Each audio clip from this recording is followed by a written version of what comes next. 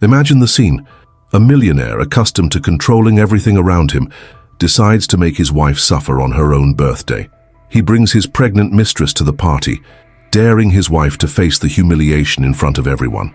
But what he didn't expect was what would happen next, something that would completely change the course of the night. Want to know what happened? Stay until the end and discover the twist that will surprise you. The crystal champagne flute shattered against the marble floor, fragments scattering like diamonds across the immaculate white surface. The room fell silent, all eyes turning toward Evelyn Mercer, her face frozen in a mask of practiced composure that barely concealed the shock beneath. "I'm sorry, what did you just say?" Her voice remained steady, betraying none of the earthquake happening inside her chest. Across the expansive living room of their Bel Air mansion, her husband of 18 years, Richard, stood with his arm around their daughter's best friend. The girl, barely 22, looked down at her feet, unable to meet Evelyn's gaze. "I said we're in love, Evelyn." Richard's voice carried across the suddenly quiet room, reaching every corner of the charity fundraiser they were hosting. 70 of Los Angeles' most influential people watched the scene unfold, cocktails frozen halfway to lips, conversations abandoned mid-sentence. Evelyn Mercer, 52 years old, had built a reputation as the unshakable matriarch of one of LA's most respected families. Her silver-streaked dark hair was pulled back in an elegant chignon, her black evening gown impeccable, despite the champagne that had splashed when she'd dropped her glass. 20 years as a high-powered entertainment attorney had taught her to never show weakness, especially in public. "Perhaps we should discuss this privately," she suggested, her hazel eyes scanning the room, calculating the damage already done. "No more privacy, no more secrets." Richard's words slurred slightly. 3 scotches too many had clearly emboldened him. "I've lived behind closed doors for too long." Their daughter, Madison, pushed through the crowd, her face contorted with anger and embarrassment. "Dad, what the hell are you doing?" she hissed, glancing between her father and her former friend. "Jessica, seriously?" Jessica's eyes remained fixed on the floor, her hands clutching a small diamond pendant, one Evelyn recognized immediately as the gift Richard had told her was lost in the mail on their anniversary 3 months ago. The murmurs began to ripple through the gathered crowd. Evelyn could practically hear the text messages being composed, the social media whispers beginning. In Hollywood's upper echelon, scandals were currency, and she was now watching her family's reputation being devalued in real time. "Everyone, please enjoy your evening. The silent auction will continue as planned in the garden pavilion." Evelyn's voice carried the authority of someone used to controlling rooms full of studio executives. The servers will be circulating with more champagne momentarily.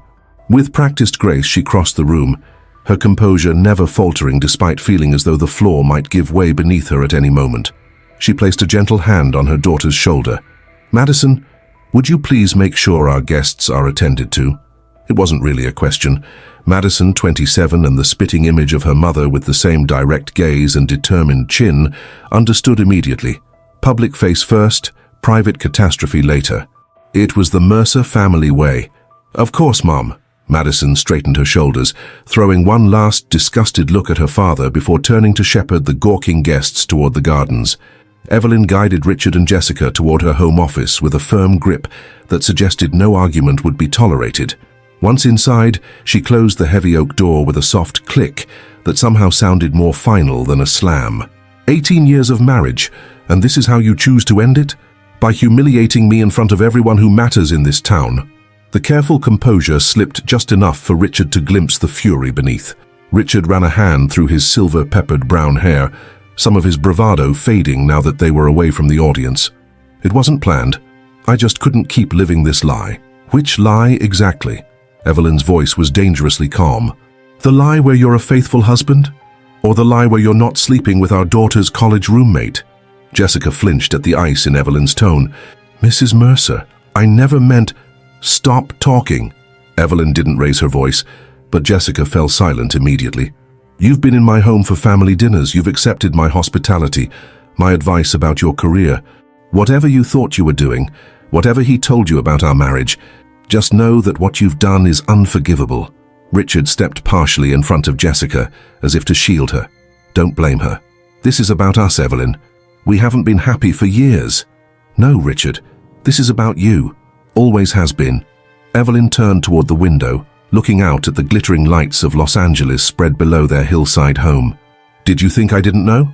The late meetings, the weekend conferences, the mysterious charges? She turned back to face him. I knew about Christina from accounting last year, and Sophia from the Tokyo office before that. Richard's face registered genuine surprise. Then why didn't you say anything? Because I believed in what we built, the firm, this family, our reputation. She gestured to the wall of family photographs, holidays, graduations, award ceremonies. I thought eventually you'd grow up, but bringing her to our home in front of our friends, our daughter. She shook her head. That crosses a line I can't ignore. Jessica's eyes widened. There were others. Evelyn almost felt sorry for the girl. Almost. Oh, honey, you're not special. You're just the youngest. That's enough, Evelyn. Richard's face flushed with anger. You don't get to act like the victim here. You were never there. Always working, always at the office. What did you expect? The accusation hit its mark. Evelyn had worked tirelessly building her entertainment law practice while raising Madison and supporting Richard's production company. 80-hour weeks hadn't been uncommon, but she'd done it for them, for the family's security and future. What I expected was basic respect, she replied. Now here's what's going to happen. You two are going to leave, discreetly, through the service entrance. I'm going to return to our guests and salvage what's left of this evening. Tomorrow you can have your assistant arrange to collect your things when I'm at the office. Richard's jaw tightened. And if I refuse? This is my house too. Evelyn smiled, but it didn't reach her eyes. Richard, you seem to have forgotten who represents half the judges in this county, who helped build your company's contracts from the ground up, with very specific clauses about moral conduct and public embarrassment. She stepped closer. Would you like to test exactly how quickly I can dismantle everything you've worked for? The threat hung in the air between them. Despite his bravado, Richard knew it wasn't empty. Evelyn Mercer had made her reputation by being meticulous, thorough, and utterly ruthless when necessary. You wouldn't, he said, but uncertainty crept into his voice. Try me. The two words carried the weight of years of accumulated knowledge of his financial indiscretions, the corners cut on productions, the deals made in grey areas of the law that Evelyn had always helped navigate. The office door opened without a knock and Madison entered, closing it firmly behind her. She surveyed the tableau before her, her father and Jessica standing awkwardly near the bookcase, her mother by the window, emanating a cold fury. The guests are asking questions, Madison said to her mother. Some are leaving. Barbara Whitman said to send her regrets. Evelyn nodded. Barbara's husband owned 3 major streaming platforms. The damage was already spreading. Your father and Jessica were just leaving, Evelyn said. Madison turned to Jessica, former friend and now her father's, whatever she was. My mother is being extraordinarily polite, given the circumstances. If I were handling this, security would be dragging you both out by now. Maddie, please, Richard began. Don't call me that, not anymore. Madison's voice broke slightly. How could you do this to Mom, to our family? It's complicated, honey. Richard tried again. No, it's actually very simple, Madison countered. You chose yourself over everyone else. That's who you've always been. I just never saw it clearly until tonight. Jessica finally looked up, tears streaking her mascara. Madison, I'm so sorry. I never meant to hurt you. Save it. Madison's tone was flat. You're dead to me, both of you. Richard's face hardened as he looked between his daughter and wife. The Scotch courage returned. Fine, have it your way. But you should know, Evelyn, that I've been planning this for months. The company's finances aren't exactly what you think. A chill ran through Evelyn. What does that mean? It means your threats won't work. There's nothing left to dismantle. He took Jessica's hand. Come on, Jess, we're not wanted here. As they moved toward the door, Evelyn found her voice. Richard, what have you done? He paused, hand on the doorknob. What I had to. For years I lived in your shadow, the great Evelyn Mercer's husband. Now I'm reclaiming my life. He looked back, something like regret crossing his features. I truly am sorry it had to be this way. Then they were gone, leaving Evelyn and Madison alone in the suddenly too quiet office. Mom? Madison's voice was small, reminiscent of when she was a child afraid during thunderstorms. Evelyn straightened her spine, adjusted her necklace, and took a deep breath. We need to get back to our guests. Always the professional, always in control. Screw the guests. What did Dad mean about the finances? Evelyn's mind was already racing, calculating. Richard had access to their joint accounts, the house equity, their investment portfolio. But more concerningly, as CEO of Mercer Productions, he had access to the company's resources. "I don't know," she admitted, "but I intend to find out." Her phone buzzed with an incoming email, then another, and another. She glanced down to see notifications flooding in, alerts from their bank, their financial advisor, their accountant, all marked urgent. Madison looked over her shoulder at the screen, her face paling. "Mom, what's happening?" Evelyn opened the first email from their family accountant. Evelyn, multiple large transfers initiated from all accounts within the last hour. Attempted to halt, but authorization codes verified. "Call me immediately." The second email was from their bank's fraud department. "Mrs. Mercer, we've detected suspicious activity on all associated accounts. Total transfers exceeding $4.3 million to offshore accounts. Please confirm if authorized." The third was from Richard himself, sent just minutes ago. "Evelyn, by the time you read this, it will be too late. I've taken what I deserve after years of living in your shadow. Don't bother trying to find me. Consider this the price of your freedom." Evelyn's hand trembled for the first time that evening. Her carefully constructed world wasn't just cracking, it was imploding.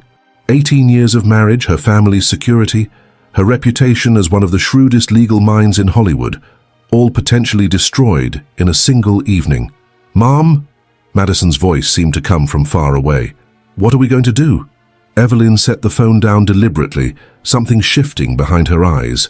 The shock and hurt were still there, but something else was emerging, something harder, more determined. Richard had made a critical error in judgment.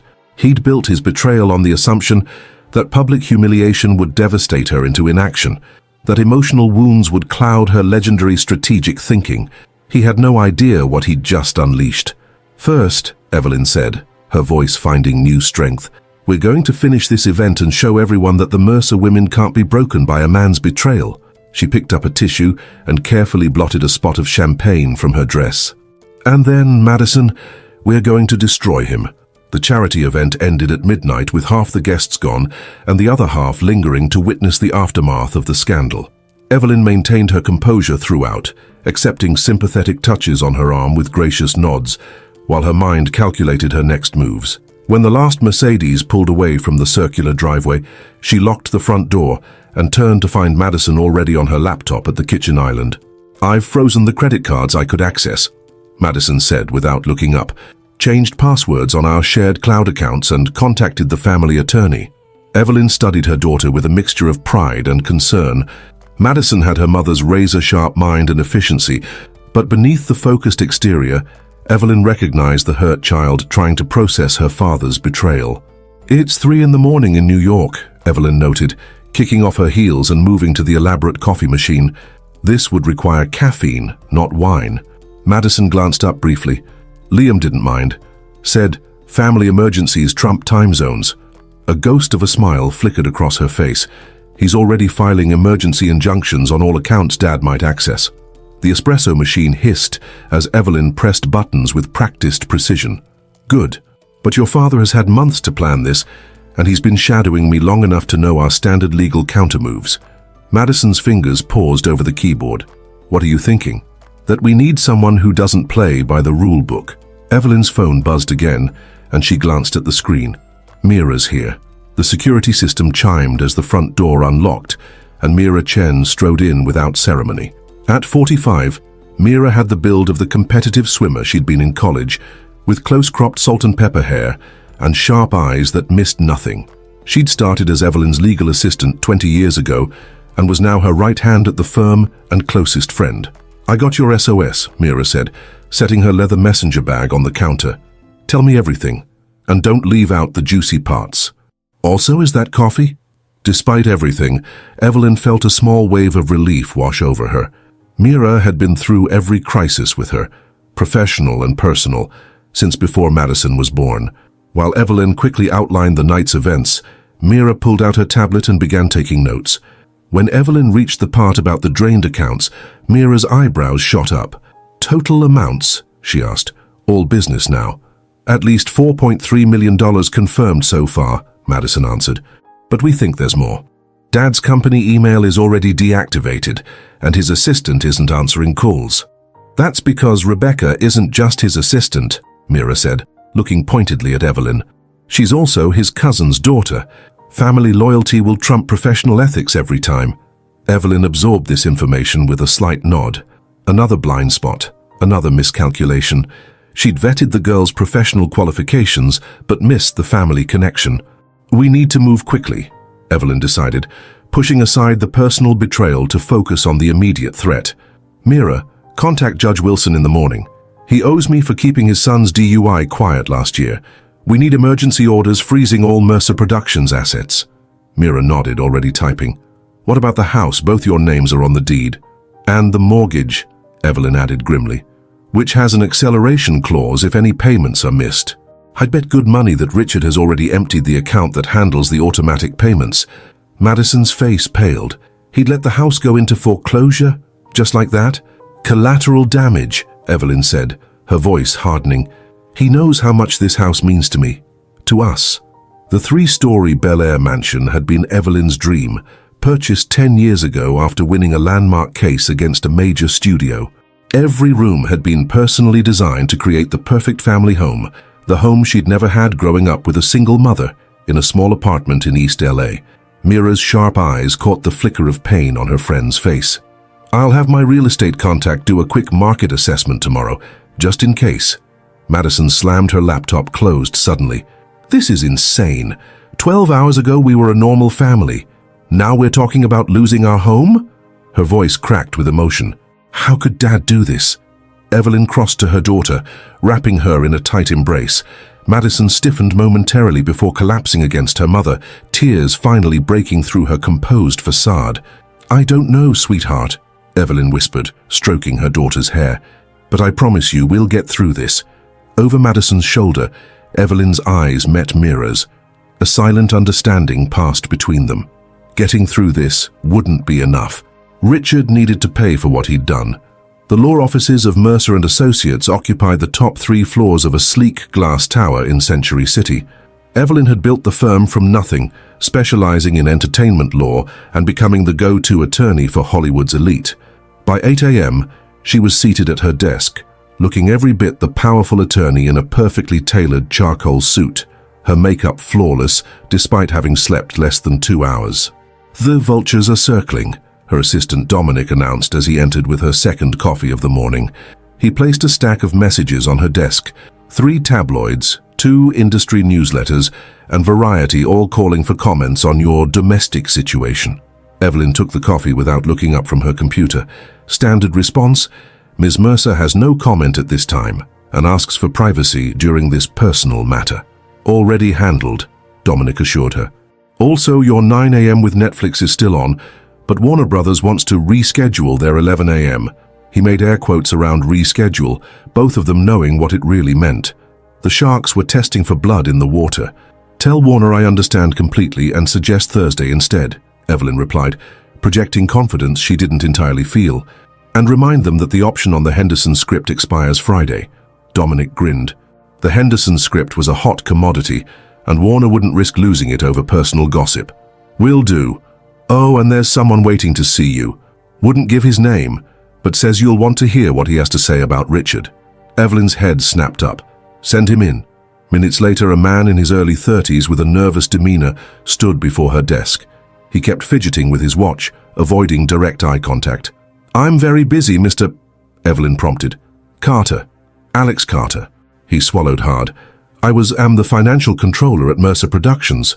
Now Evelyn was interested. Sit down, Mr. Carter. What exactly brings you here? Alex perched on the edge of the visitor's chair. I've been trying to reach Mr. Mercer since yesterday evening. His assistant said he's taking an extended leave. Effective immediately. He leaned forward, lowering his voice. But before he left, he had me process several large transfers to a holding company I'd never heard of. Said it was for a new production deal. How large? Evelyn kept her voice neutral despite her racing pulse. 12 million. Alex's voice cracked slightly. Almost everything in the company's accounts. Evelyn managed not to react outwardly, but her mind was reeling. Combined with the personal accounts, Richard had walked away with well over $16 million, money that represented years of their shared work and sacrifice. When I couldn't reach him, I started looking into this holding company, Alex continued. It was incorporated in the Cayman Islands just 3 months ago. He placed a folder on her desk. The paperwork lists Jessica Winters as the primary officer. Jessica? Evelyn couldn't mask her surprise. The girl had seemed like a trophy, a midlife crisis cliché. This suggested something far more calculated. Alex nodded. There's more. For the past year, Mr. Mercer has been systematically moving intellectual property rights from Mercer Productions to this new entity. Film rights, development deals, everything of value. Now Evelyn understood. Richard hadn't just stolen money, he'd gutted the company from within. Without its IP portfolio, Mercer Productions was essentially worthless. Why are you telling me this, Mr. Carter? Evelyn asked carefully. You work for my husband. Alex straightened his shoulders, finally making eye contact. Because what he did wasn't just wrong, it was illegal. And because I have a family too. He hesitated. And because you once helped my sister keep custody of her kids when her ex tried to take them away. She couldn't afford your fees, but you took her case anyway. Evelyn vaguely remembered the case from years earlier, a pro bono matter she'd taken on after hearing about the woman's situation through a mutual acquaintance. She'd forgotten the details, but clearly the gesture had meant something to Alex. I appreciate your integrity, Mr. Carter, she said sincerely. Is there anything else you can tell me about my husband's plans or whereabouts? Alex shook his head. He was careful, but he reached into his pocket and slid a small USB drive across the desk. These are copies of all the transactions, corporate records and emails I could access, including some exchanges between Mr. Mercer and Ms. Winters going back almost a year. Evelyn's fingers closed around the drive. Evidence, ammunition. Thank you, Mr. Carter. You've taken a significant risk coming here.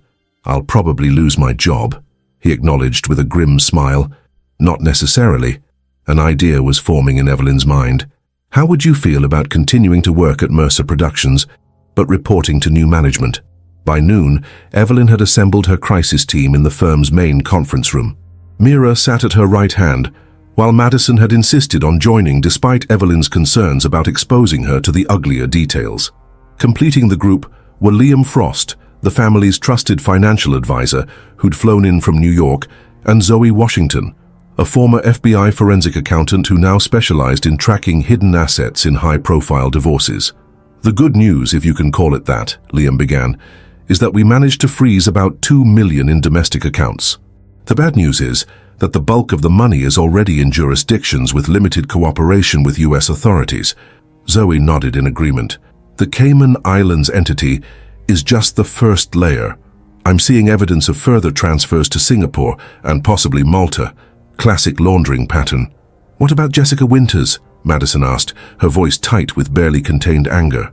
What do we know about her? Mira pulled up a file on the large screen.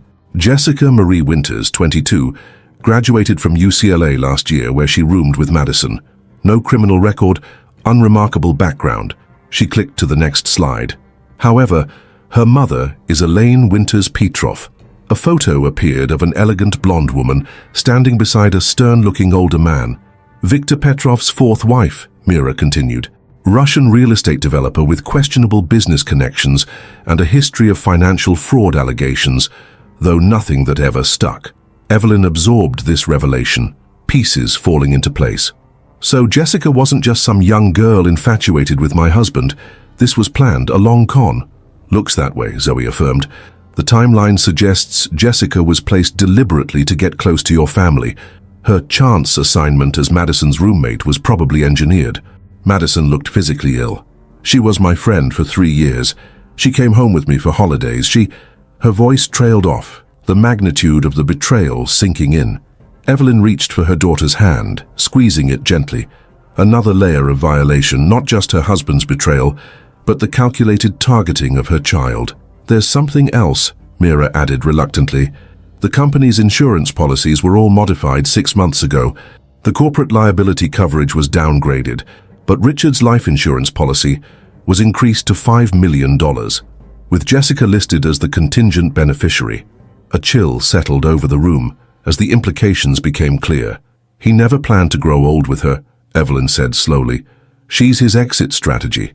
Once they've secured the money, What's to stop her from ensuring she gets the insurance payout too? We need to find him, Madison insisted. Before she couldn't finish the sentence. Liam cleared his throat. There's a more immediate problem. Without the company's assets or cash reserves, you're looking at serious liquidity issues. The firm can keep operating, but Mercer Productions is essentially a shell now, and the personal accounts are nearly empty. What about the house payments? Madison asked anxiously. I've covered the next 3 months from my personal emergency fund, Evelyn assured her. But Liam's right. We need to think strategically about our financial position going forward. You should sell the house, Mira suggested gently. It's your biggest asset, and given the market. No. Evelyn's tone left no room for argument. Richard knows that's what I'd be forced to do. He's counting on it. I won't give him the satisfaction. An uncomfortable silence fell over the group. Evelyn had always been the voice of pragmatic reason, but this refusal to consider the obvious solution surprised them. Mom, Madison began carefully. If we can't afford... I said no. Evelyn stood abruptly, moving to the window that overlooked the Los Angeles skyline. I came from nothing, built all of this from nothing. She gestured to the view. I will not go backward. We find another way. Zoe, who had been quietly studying her tablet, looked up. There might be another option. It's not exactly by the book, but it could work. All eyes turned to her. We know Richard and Jessica are moving money through multiple jurisdictions, but they'll need to surface eventually, Zoe explained. When they do, if we can document illegal activity, fraud, money laundering, tax evasion, we could potentially trigger asset seizure. And how do we document their activities if they're offshore? Liam asked skeptically. Zoe's lips curved in a slight smile. I have contacts from my FBI days, people who operate in gray areas when it comes to information gathering. You're talking about hackers, Madison said. I prefer specialized financial investigators, Zoe replied with a shrug, but essentially yes. Evelyn turned from the window, her expression unreadable. The old Evelyn, the strictly ethical, by-the-book attorney, would never consider such methods, but that Evelyn hadn't watched her husband drain their accounts and run off with her daughter's friend. Do it, she decided. But I don't want details, just results. Mira exchanged concerned glances with Liam. This new, harder Evelyn was venturing into dangerous territory. The conference room door opened suddenly and Dominic rushed in, his usually calm demeanor visibly shaken. Ms. Mercer, he said urgently, you need to see this immediately. He handed Evelyn his tablet, open to a breaking news article. The headline made her blood run cold. Hollywood producer Richard Mercer, named in federal investigation of financial crimes and connections to organized crime. Below the headline was a photo of Richard and Jessica boarding a private jet, and further down, a picture of Evelyn herself, captioned, Sources question how much prominent attorney Evelyn Mercer knew about her husband's alleged criminal activities. They're trying to drag you down with him, Mira whispered, reading over Evelyn's shoulder. No, Evelyn said, her voice deadly calm as she processed this new attack. He's making sure that even if I find him, I'll be too busy defending myself to come after him. She handed the tablet back to Dominic. Get the crisis management team in here, now. As the room erupted into activity, Evelyn's phone buzzed with an incoming text. Unknown number, foreign area code. The message was simple. You should have paid more attention to your marriage than your career. Enjoy the fallout, darling. Just 3 weeks into the crisis, Evelyn sat alone in her home office, the glow of her laptop screen illuminating her face in the darkened room. Sleep had become a luxury she couldn't afford. The federal investigation into Richard's business dealings had expanded to include scrutiny of her law firm's involvement with Mercer Productions. 2 major clients had already jumped ship, citing reputational concerns. She scrolled through the latest batch of emails Zoe had recovered from Richard's secret accounts. The evidence of his betrayal had been meticulously documented. His relationship with Jessica had indeed begun over a year ago, with clear indications that her connection to Madison had been deliberately engineered. A soft knock at the door interrupted her thoughts. Come in, she called, not looking up. Madison entered, carrying 2 mugs of tea. It's 2 a.m. You should sleep. Evelyn accepted the steaming mug gratefully. I'll sleep when we find him. Madison settled into the chair opposite her mother's desk. At 27, she had her mother's determination, but tempered with a gentleness Evelyn sometimes envied. These past weeks had aged them both, etching new lines around Madison's eyes that hadn't been there before. "Anything new?" Madison asked, nodding toward the screen. "Just more evidence of how thoroughly your father planned this." Evelyn closed the laptop, too exhausted to shield her daughter from the ugliness anymore. The company accounts were being drained for months. Small amounts, nothing that would trigger alerts. Madison's jaw tightened. "And I introduced Jessica to our family, brought her into our home." "You couldn't have known," Evelyn said softly. "None of us saw it coming." "You did," Madison countered. "You knew about his affairs. You just didn't tell me." The accusation hung between them, not entirely unfair. Evelyn had always handled problems herself, protecting Madison from harsh realities, just as she'd been doing since Madison was a child. "I thought I was shielding you," Evelyn admitted. "Maybe I was wrong." Madison's expression softened. "I'm not a child anymore, Mom. We're in this together." The moment of connection was interrupted by Evelyn's phone buzzing. Zoe's name flashed on the screen. "It's the middle of the night," Madison noted with concern. Evelyn answered immediately. "Tell me you have something." Zoe's voice was tense with excitement. "We found them. St. Bart's. They've been there for at least a week, staying at a private villa under the name Winters." Evelyn's pulse quickened. "Are you certain?" Facial recognition picked them up at a restaurant near Gustavia last night, and there's more. They've booked a yacht for tomorrow, heading to Venezuela, according to the charter company's records. Venezuela, no extradition treaty with the United States.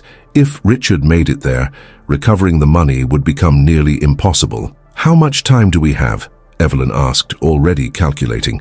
"The yacht departs at noon local time. That's..." Zoe paused. "About 10 hours from now." Madison watched her mother's face, instantly alert to the shift in energy. "What is it? Did they find Dad?" Evelyn held up a finger, still focused on the call. "Can you get me there in time?" Zoe hesitated. "Technically, yes. My contact has a private jet that could get you to St. Bart's by morning. But Evelyn, what exactly are you planning to do?" It was a fair question. What options did she truly have? Even if she confronted Richard, he could simply deny everything. The money was already gone, laundered through a complex web of offshore accounts. And with the federal investigation hanging over her head, any overt action could be interpreted as obstruction of justice, or worse. "I need to try," Evelyn said simply. "Send me the details." After ending the call, she quickly explained the situation to Madison. "I'm coming with you," Madison insisted immediately. Evelyn shook her head. "Absolutely not. I need you here, coordinating with Mira and the legal team. If the feds show up while I'm gone..." "You mean if they realize you've fled the country while under investigation?" Madison's voice rose with alarm. "Mom, this is crazy. You can't just confront Dad on a Caribbean island. What are you going to do? Drag him back by his collar?" "I don't know yet," Evelyn admitted. "But if I can get him to confess, to admit what he's done on record, and if he refuses, or if Jessica's family is involved with actual criminals like Mira suggested." Madison leaned forward, eyes intense. "This isn't a courtroom. You can't control what happens." Evelyn's phone buzzed again with incoming flight details. 3 hours until departure from a private airfield in Van Nuys. "I have to try," she repeated, standing to pack a small overnight bag. "I can't just sit here and watch everything we built disappear." Madison followed her mother to the bedroom, still arguing. "At least take someone with you. Security or... no one else can be involved in this." Evelyn pulled a black sheath dress from her closet. Elegant but practical. The fewer people who know, the better. Madison watched helplessly as her mother efficiently packed the essentials. "Promise me you'll be careful, that you'll turn around if anything feels wrong." Evelyn paused, meeting her daughter's worried gaze. For a moment, their roles seemed reversed. Madison, the concerned parent, Evelyn, the reckless child. "I promise," she said, though both knew it wasn't entirely sincere. The small private jet touched down on St. Bart's notoriously challenging runway just after 8 a.m. local time. Evelyn had spent the flight reviewing everything Zoe's team had uncovered: financial records, email exchanges, property documents. The deeper she dug, the more elaborate Richard's betrayal appeared.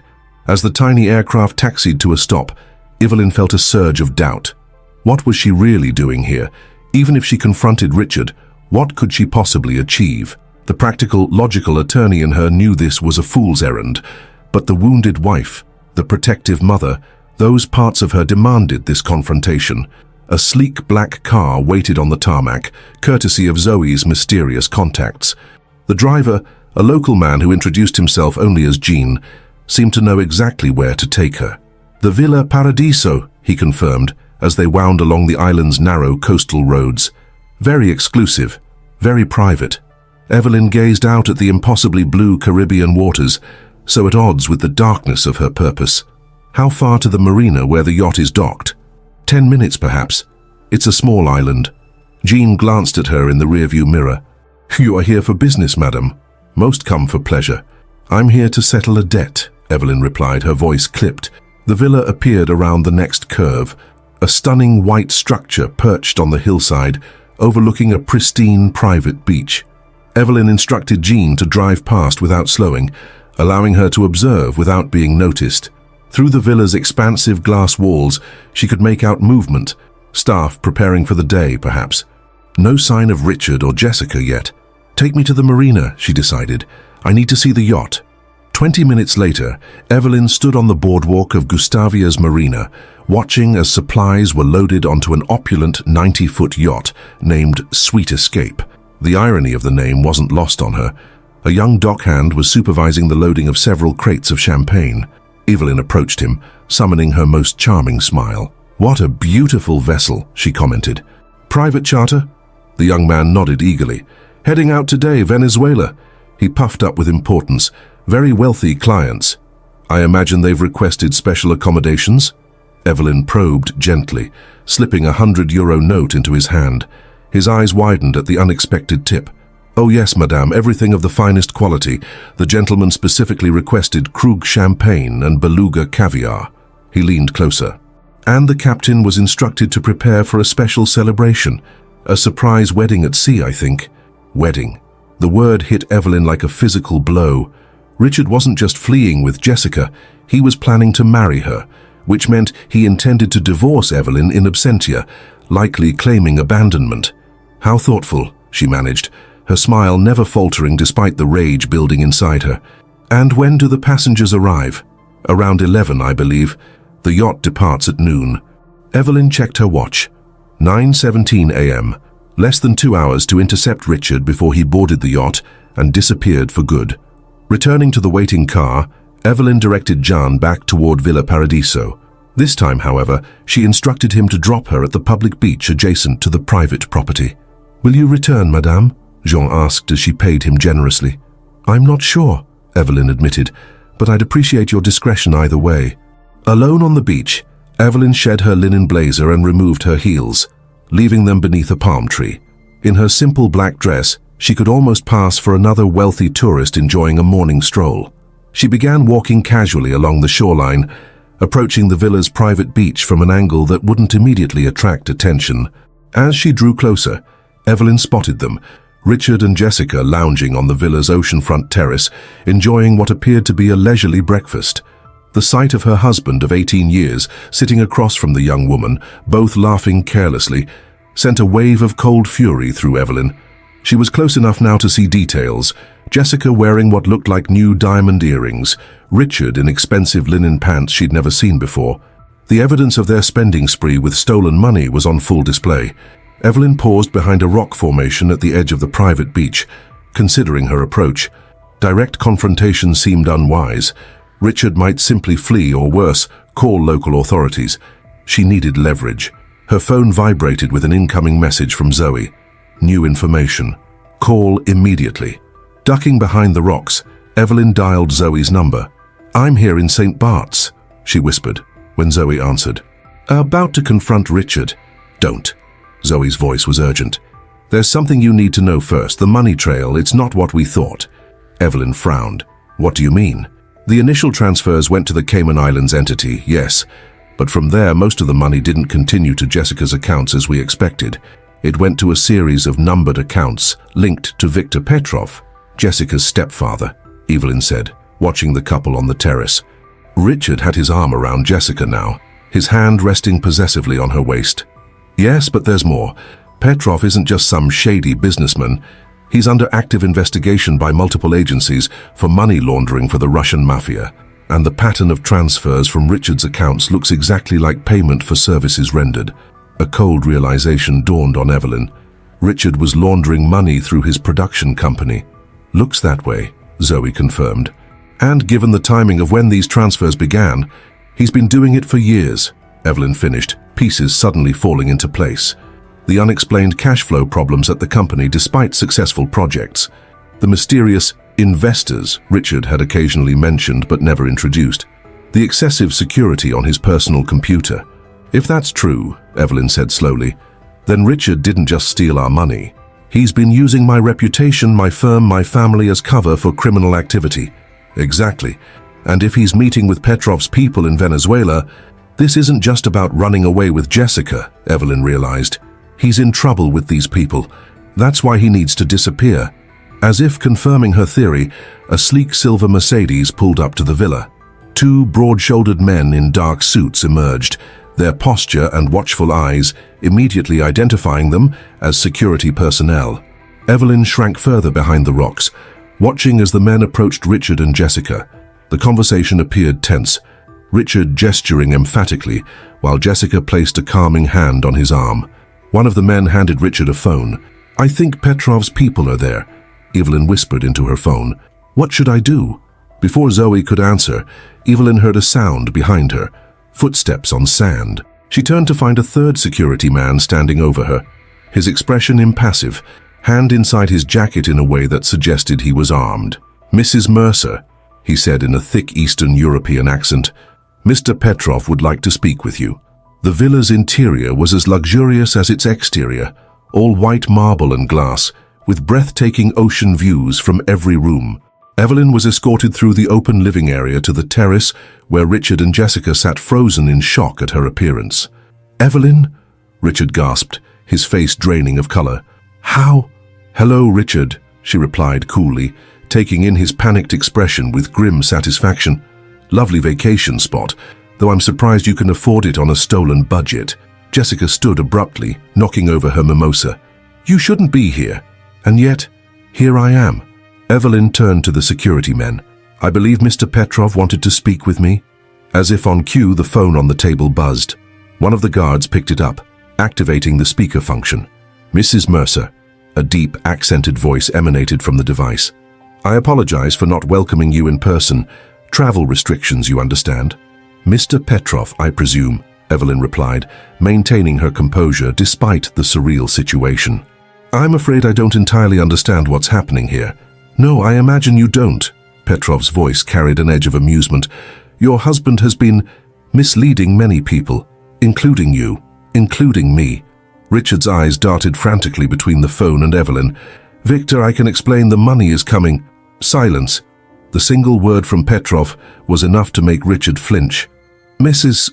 Mercer, are you aware that your husband has been using your production company to launder money for certain business associates of mine for the past 5 years?" "I'm becoming aware," Evelyn said carefully, watching Richard's face crumple with fear. "And are you aware that he recently attempted to, double-cross these associates by keeping a significant portion of the funds for himself?" Now everything clicked into place. Richard hadn't just been stealing from her, he'd been stealing from dangerous criminals. "I was not aware of that, no," Evelyn admitted, "though it doesn't surprise me." Jessica moved closer to Richard, her earlier confidence replaced by visible terror. "Victor, please. We were going to return the money. Richard just needed time." "Time which has now expired," Petrov interrupted coldly. "However, Mrs. Mercer's unexpected arrival presents an interesting opportunity." Evelyn felt the full attention of everyone on the terrace shift to her. She squared her shoulders, attorney instincts kicking in despite the danger. "What kind of opportunity, Mr. Petrov? Your husband has stolen $12 million from my associates. Money that must be returned with appropriate compensation for the inconvenience." "I don't have access to that money," Evelyn stated plainly. Richard made sure of that. "No, but you have something potentially more valuable. Your legal expertise, your connections in Hollywood, your ability to continue the financial arrangements that Richard has so carelessly jeopardized." Ice formed in Evelyn's veins as she understood what Petrov was suggesting. He wanted her to take over Richard's money laundering operation, to compromise everything she'd built, everything she believed in. "And if I refuse?" she asked, already knowing the answer. Then my associates will be most disappointed. With all of you. The threat hung in the air, unmistakable in its implication. Evelyn looked at Richard, the man she'd loved, built a life with, had a child with, now cowering in fear of the consequences of his actions. "I need time to consider," she said finally. "You have until the yacht departs," Petrov replied. Noon. The phone call ended, leaving a heavy silence on the terrace. The security men retreated to a discreet distance, still watchful but giving them a semblance of privacy. Richard approached Evelyn, his voice low and desperate. "Evelyn, you have to help us. These people are serious, they'll kill us." "Us?" Evelyn's voice was ice. "There is no us, Richard. You made that abundantly clear when you drained our accounts and ran off with Madison's friend. I know I hurt you," he pleaded, "but this is life or death for me, for Jessica." He hesitated, then played his final card. "For Madison, too. These people know everything about our family." At the mention of their daughter, something dangerous flashed in Evelyn's eyes. "Don't you dare threaten Madison." "It's not a threat, it's reality," Richard insisted. "Once you're on their radar, everyone you care about is at risk." Jessica approached cautiously. "I know you hate me, Mrs. Mercer, you have every right to. But please help us find a way out of this." Evelyn studied the young woman who'd betrayed her daughter's trust and stolen her husband. Jessica was trembling, the confident seductress now replaced by a terrified girl out of her depth. "Did you know?" Evelyn asked her directly. "About the money laundering, the stolen funds, all of it?" Jessica hesitated, then nodded slightly. "Not everything, not at first, but enough. Victor said it would be easy. Just get close to Madison." Then to Richard. "I never thought that there would be consequences," Evelyn finished for her. Turning back to Richard, Evelyn saw him clearly for perhaps the first time in years. Not the charismatic producer she'd fallen in love with, not the successful businessman she'd believed him to be, but a weak, selfish man who'd risked everything, including his family's safety, for money and ego. "Where is the money, Richard?" she demanded. "The truth, for once." Richard glanced nervously at the security men. "Most of it went to Petrov's people. The rest, various accounts. Cayman, Singapore, Switzerland." He swallowed hard. "But it's not enough. I skimmed too much, took too many risks. They want 20 million now, as penalty."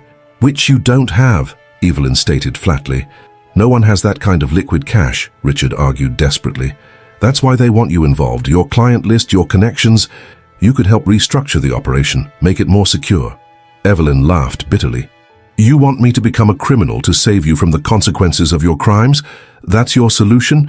"It's the only solution," Richard hissed. "Otherwise, we're all dead. You, me, Jessica." His voice broke. "Madison." The mention of their daughter again sent a chill through Evelyn. She checked her watch. 10:45 a.m. Just over an hour until the yacht departed, the deadline Petrov had given her. Her phone buzzed with a text from an unknown number. Package delivered to Marina. Code word, Phoenix. Evelyn hadn't sent for any package. This had to be from Zoe's contacts. But what did it mean? As she contemplated her next move, one of the security men approached, holding a satellite phone. "Call for you, Mrs. Mercer." Taking the phone cautiously, Evelyn stepped away from Richard and Jessica. "Hello? Mom?" Madison's voice came through strong and clear. "Don't react. Just listen. We know where you are. Help is coming, but you need to get everyone to the yacht by noon." "Exactly as planned. Do you understand?" Evelyn's mind raced. Madison shouldn't know these details, unless Zoe had contacted her after their earlier call. "I understand," she replied carefully. "Good. And Mom? Remember what you taught me about poker. Sometimes you have to play the hand you're dealt, even when it's terrible." The line went dead. Evelyn handed the satellite phone back to the guard, her thoughts whirling. Madison was telling her to go along with Petrov's plan, at least temporarily. Turning back to Richard and Jessica, Evelyn made a show of resigned acceptance. "All right, I'll do what I can to help, but I need to understand exactly what Petrov expects from me." Richard's relief was palpable. "Thank you, Evelyn. I knew you'd see reason." "Don't mistake self-preservation for forgiveness," she replied coldly. "Now tell me everything, starting with how deep this operation goes and who else is involved." As Richard began explaining the complex money laundering scheme, Evelyn's phone buzzed once more. Another text from the unknown number. "Phoenix activated. When on yacht?" Stay below deck at 12:15. Evelyn slipped her phone back into her pocket, careful to keep her expression neutral despite the cryptic message. Phoenix activated. Whatever Madison and Zoe had planned was already in motion. "The yacht is waiting," one of the security men announced, checking his watch. "We must leave now to meet the schedule." Richard nodded nervously, gathering his things. "Of course, we're ready." Jessica moved close to him, clutching his arm like a lifeline. The young woman's hand trembled visibly. Her earlier bravado completely evaporated now that she faced the consequences of her choices. The drive to the marina took less than 15 minutes, the security men flanking them in 2 separate vehicles. Evelyn sat in silence, watching the idyllic Caribbean landscape pass by in stark contrast to the danger surrounding them. She found herself studying Richard in profile, the man she'd shared nearly 2 decades with, now a stranger. Had he always been this person, or had he changed? Had she been blind, or had he been that good at hiding his true nature? As they approached the marina, she could see the gleaming white yacht bobbing gently in the crystal-clear water. Sweet escape indeed. One of the security men handed Richard a satellite phone. "Mr. Petrov wishes to speak with you before boarding." Richard took the phone, visibly nervous. "Victor, we're at the marina now." He paused, listening. "Yes, Evelyn has agreed to help with the restructuring." Another pause. "Of course, I understand the terms completely." Whatever Petrov said next made Richard's face drain of color. He glanced at Evelyn, then quickly away. "Yes, she's right here." He handed her the phone reluctantly. "Mrs. Mercer," Petrov's accented voice came through clearly. "I trust you've had time to consider your position." "I have," Evelyn replied steadily. "I understand what's required." "Good. Once aboard, my people will provide secure communication channels. You will begin contacting your key clients immediately to arrange the new financial structures. "And my family's safety will be guaranteed," Evelyn pressed. A dry chuckle came through the line. "Mrs. Mercer, in my experience, the best guarantee of safety is mutual benefit. You provide valuable services, we provide protection. It's business." "And Richard and Jessica?" She was careful to keep her tone neutral. "They will remain with us until arrangements are solidified. Consider them collateral." The implication was clear. They were hostages for her compliance.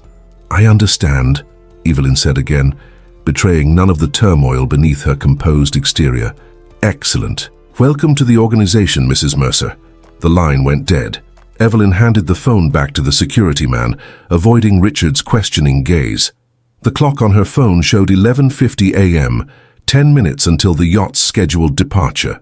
25 minutes until whatever Phoenix was supposed to happen. The security team escorted them onto the yacht, where the captain greeted them with professional courtesy that betrayed no awareness of the true nature of the voyage. The vessel was opulent, all gleaming teak and polished chrome, with plush white furnishings throughout. "Please, make yourselves comfortable," the captain said. "We'll be departing shortly." 2 more men in dark suits were already aboard, bringing their security detail to 5. Evelyn noted their positions, the subtle bulges of weapons beneath their jackets, the way they communicated with small gestures and glances. These weren't hired thugs, they were professionals. Exactly at noon, the yacht's engines hummed to life. The mooring lines were cast off and they began to pull away from St. Bart's. Evelyn moved to the stern, watching as the island slowly receded. 15 more minutes until whatever Madison and Zoe had planned would unfold. Richard appeared beside her, speaking in a hushed tone. "What did Petrov say to you?" "That you and Jessica are hostages to ensure my cooperation," she replied without looking at him. Richard paled further. "Evelyn, I never meant for any of this to happen." For the first time since discovering his betrayal, Evelyn looked directly into her husband's eyes. "Yes, you did, Richard. Maybe not exactly like this, but you made choices that led here. Every step of the way, you chose yourself over everyone else. That's not fair," he protested weakly. "Fair?" Evelyn let out a soft, bitter laugh. "You stole everything we built together. You involved our family in criminal enterprises. You put our daughter in danger. And now you want to talk about what's fair?" Before Richard could respond, one of the security men approached. "Mrs. Mercer, please come with me. Mr. Petrov wishes to establish the secure communication channel immediately." Perfect timing. Evelyn checked her watch. 12:10 p.m. "Of course. I'll come too," Richard started, but the guard held up his hand. "Just Mrs. Mercer. You and Ms. Winters will remain on deck." Evelyn followed the man below, counting seconds in her head. 5 minutes until 12:15. The yacht's lower level contained several luxurious cabins, a small but well-appointed galley, and what appeared to be a communications room with multiple screens and satellite equipment. The guard gestured for her to enter the communications room. "Wait here. The technician will establish the connection shortly." As he turned to leave, Evelyn called out, "I need to use the restroom first." He hesitated, then nodded toward a door across the narrow hallway. "Make it quick." Evelyn entered the small bathroom, locking the door behind her. 12:13 p.m. 2 minutes remaining. Her heart pounded against her ribs as she tried to imagine what might be coming. A rescue team? Some kind of diversion? Whatever it was, Madison had instructed her to stay below deck. Taking a deep breath to steady herself, Evelyn splashed cold water on her face and studied her reflection in the mirror. The woman looking back at her was changed from the perfectly put-together attorney of 3 weeks ago. There was a hardness in her eyes now, a determination born of betrayal and the fierce instinct to protect what remained of her family. Her watch showed 12:15 p.m. For several seconds, nothing happened. Then a subtle vibration passed through the yacht, so faint she almost thought she'd imagined it. It was followed by a distant sound, something between a pop and a thud. The yacht's engines suddenly throttled down, the steady hum reducing to an idle. Shouting erupted from the upper deck. Multiple voices, orders being barked in different languages. Heavy footsteps pounded overhead. Evelyn unlocked the bathroom door cautiously, peering into the hallway. The guard who had escorted her down was gone, presumably responding to whatever was happening above. Another sound reached her, the unmistakable whir of helicopter rotors, close and getting closer. Moving swiftly but quietly, Evelyn made her way to a small porthole in the communications room. Through the circular window, she could see a sleek black helicopter hovering just above the yacht's bow. Men in tactical gear were rappelling down onto the deck. Not military, their gear wasn't uniform enough, but definitely professional. The door to the communications room burst open. Evelyn spun around, bracing for confrontation, but instead found Jessica standing there, wild-eyed and breathless. "What's happening?" the young woman demanded. "Who are those men?" "I don't know," Evelyn lied smoothly. "Where's Richard?" "They're holding him on deck. The guards think it's a rival organization attempting a takeover." Jessica's voice quavered with fear. "They're going to kill us, aren't they?" Before Evelyn could respond, the yacht lurched violently. The sound of gunfire erupted above them, short, controlled bursts rather than wild shooting. Professional work. "Stay here," Evelyn ordered, pushing past Jessica into the hallway. "Where are you going?" Jessica grabbed her arm. "We need to hide." Evelyn removed the girl's hand firmly. "I need to find Richard." "Why? After everything he did to you?" Jessica's incomprehension was genuine. "Because he's still Madison's father," Evelyn answered simply. She made her way toward the stairs leading to the deck, moving carefully, aware that any of Petrov's men could appear at any moment. As she reached the bottom of the stairs, the yacht's engines suddenly roared to life again, but with a different note than before. They were moving fast and changing direction. The sounds of conflict continued above, shouted commands, the occasional burst of gunfire. The helicopter's rotors still audible but seeming to fade slightly. Something was very wrong. This didn't feel like a rescue. It felt like a battle for control of the yacht itself. Evelyn hesitated at the bottom of the stairs, torn between seeking safety and finding Richard. Her phone vibrated in her pocket. Another text message. "Stay below. Extraction in progress. Complications on deck. Complications." A euphemism, if she'd ever heard one. Suddenly, the door at the top of the stairs flew open. Richard half fell, half ran down, blood streaming from a cut above his eye. He collided with Evelyn, nearly knocking her over. "We have to hide," he gasped, grabbing her shoulders. "Now! Richard, what's happening up there?" "I don't know!" He was frantic, his eyes wild with fear. "Some kind of raid. Petrov's men are fighting them off, but they're outnumbered." A deafening explosion rocked the yacht, sending them both sprawling onto the floor. The lights flickered, then stabilized. Smoke began to seep down the stairwell. Richard scrambled to his feet, pulling Evelyn up. "We need to find life jackets. If the boat goes down..." "It won't," Evelyn said with a certainty she didn't entirely feel. "Come on, back to the communications room. Jessica's there." They made their way back down the narrow hallway, the yacht still moving at high speed, rocking violently as it cut through the waves. Richard stumbled, clearly disoriented either from the blow to his head or simple fear. When they reached the communications room, Jessica was huddled under the desk, sobbing quietly.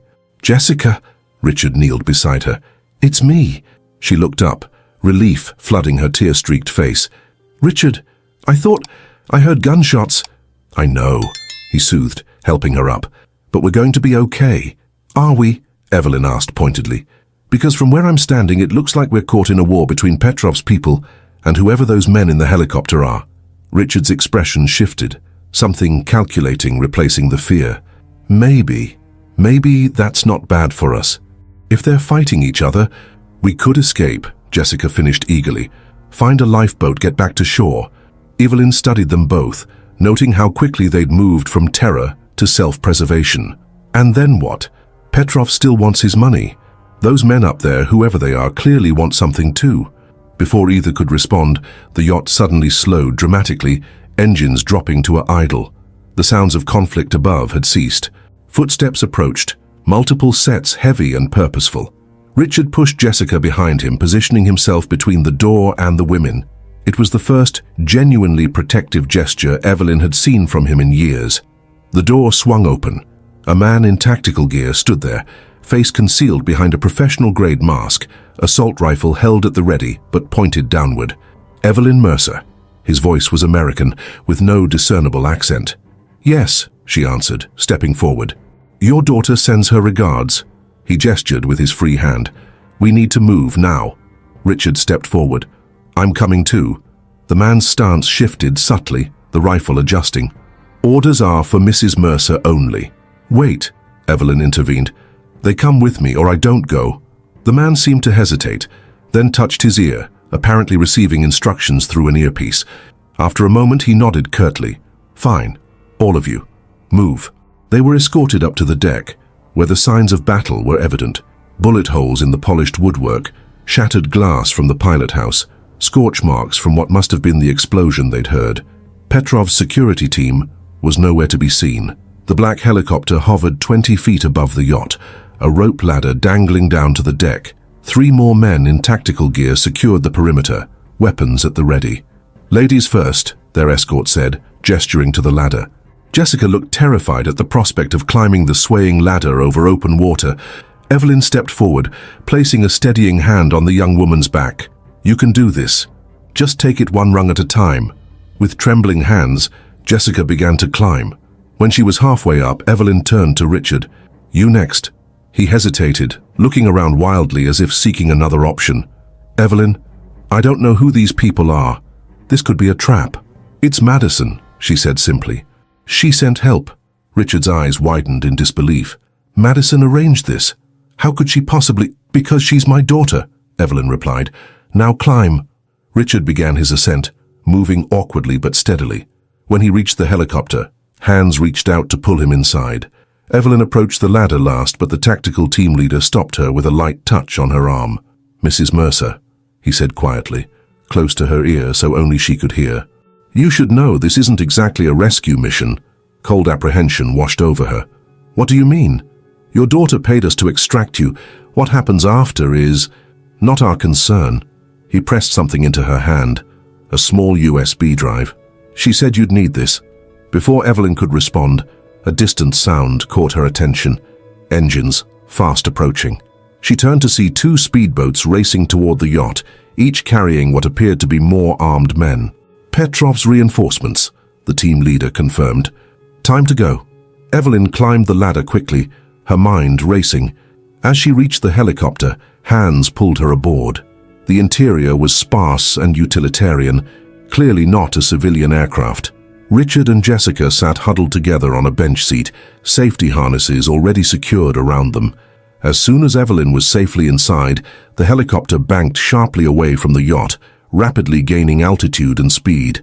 Through the window, she watched as the speedboats reached the yacht, men swarming aboard. They'd escaped just in time. "Are you all right?" Richard shouted over the roar of the rotors.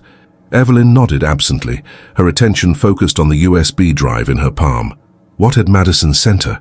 And what had the team leader meant about this not being a rescue mission? One of the helicopter crew handed her a headset, pointing to a switch on the side.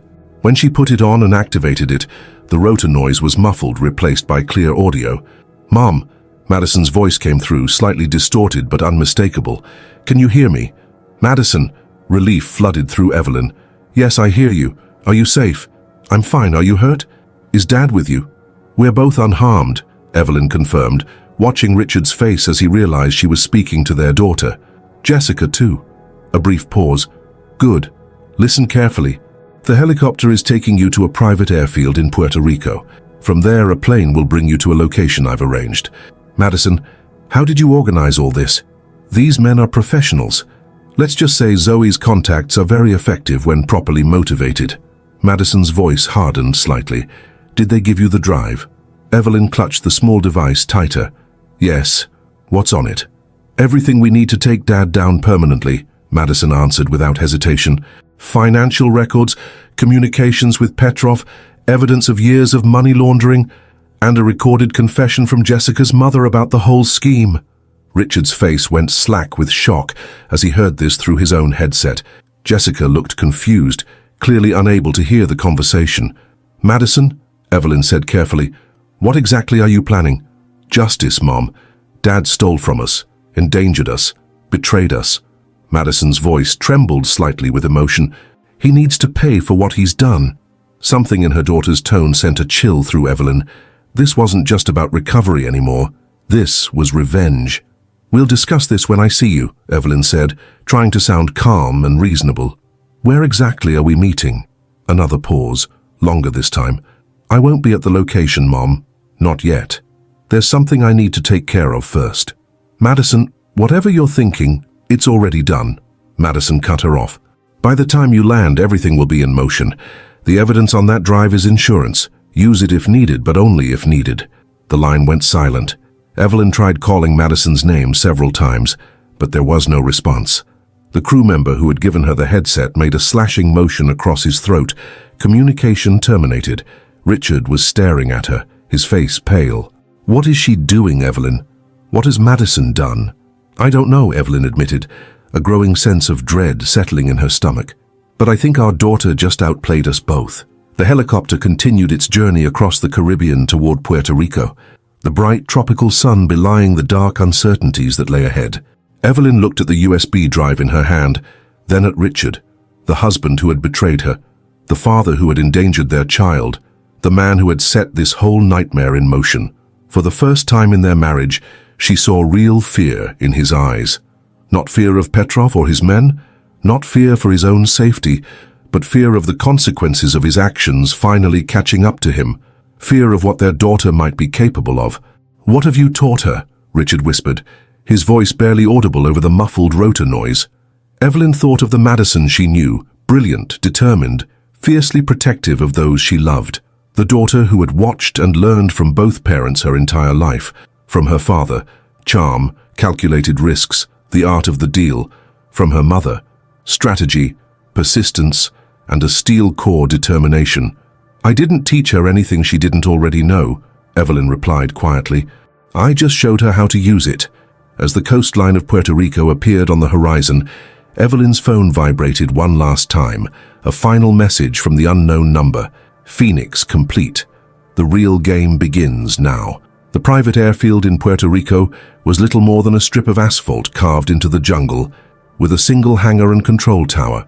A sleek Gulfstream G650 waited on the tarmac, engines already idling. The helicopter touched down 50 yards away, and within minutes Evelyn, Richard and Jessica were hurried across the steaming pavement and into the waiting aircraft. Unlike the utilitarian helicopter, the jet's interior spoke of extreme wealth: cream leather seats, polished wood surfaces, and crystal decanters of amber liquor secured in custom cabinets. Only the two armed men who boarded with them disrupted the illusion of a luxury travel experience. "Where exactly are we going?" Richard demanded as they settled into their seats. One of the guards, tall with a military bearing and close-cropped grey hair, answered curtly, "New York." "New York!" Jessica's voice rose with panic. "We can't go back to the United States. Victor's people will find us." The guard remained impassive. "Those are our instructions." The jet taxied and took off swiftly, banking north. Evelyn sat apart from Richard and Jessica, the USB drive clutched in her hand like a talisman. Whatever Madison had set in motion, this small device was key. "Evelyn!" Richard moved to sit opposite her once they reached cruising altitude. "We need to talk." She regarded him coldly. "About what? Your betrayal? The money laundering? Or how you put our daughter in danger?" "About how we're going to survive this," he answered, dropping his voice. "These men aren't military or law enforcement. They're private contractors, mercenaries, and they're taking us back to US soil where both Petrov's people and possibly federal agents will be waiting." "Madison arranged this extraction," Evelyn reminded him. "She wouldn't put us in danger." Richard's laugh was hollow. "The Madison we knew wouldn't, but the Madison who organized a paramilitary operation in international waters. I don't know that person." He leaned closer. "What did she mean about evidence against me? About Jessica's mother's confession?" "I don't know yet," Evelyn admitted. She held up the USB drive. "But I intend to find out." She moved to the jet's small workstation where a laptop was secured to the table. Inserting the drive, she found a single folder labeled Phoenix, containing dozens of files, financial records, photographs, audio recordings, and video files. The first video file was labeled simply, "Watch Me First." Evelyn plugged in headphones and clicked play. Madison's face appeared on screen, her expression serious, determined in a way that reminded Evelyn startlingly of herself. "Mom, if you're watching this, the extraction was successful. I need you to listen carefully because we don't have much time." Madison explained that Zoe's investigation had uncovered far more than Richard's infidelity and theft. The money laundering operation was vast, involving several major studios and production companies in Hollywood. Richard wasn't just a participant, he was a key facilitator, with connections to Petrov's organization going back nearly 7 years.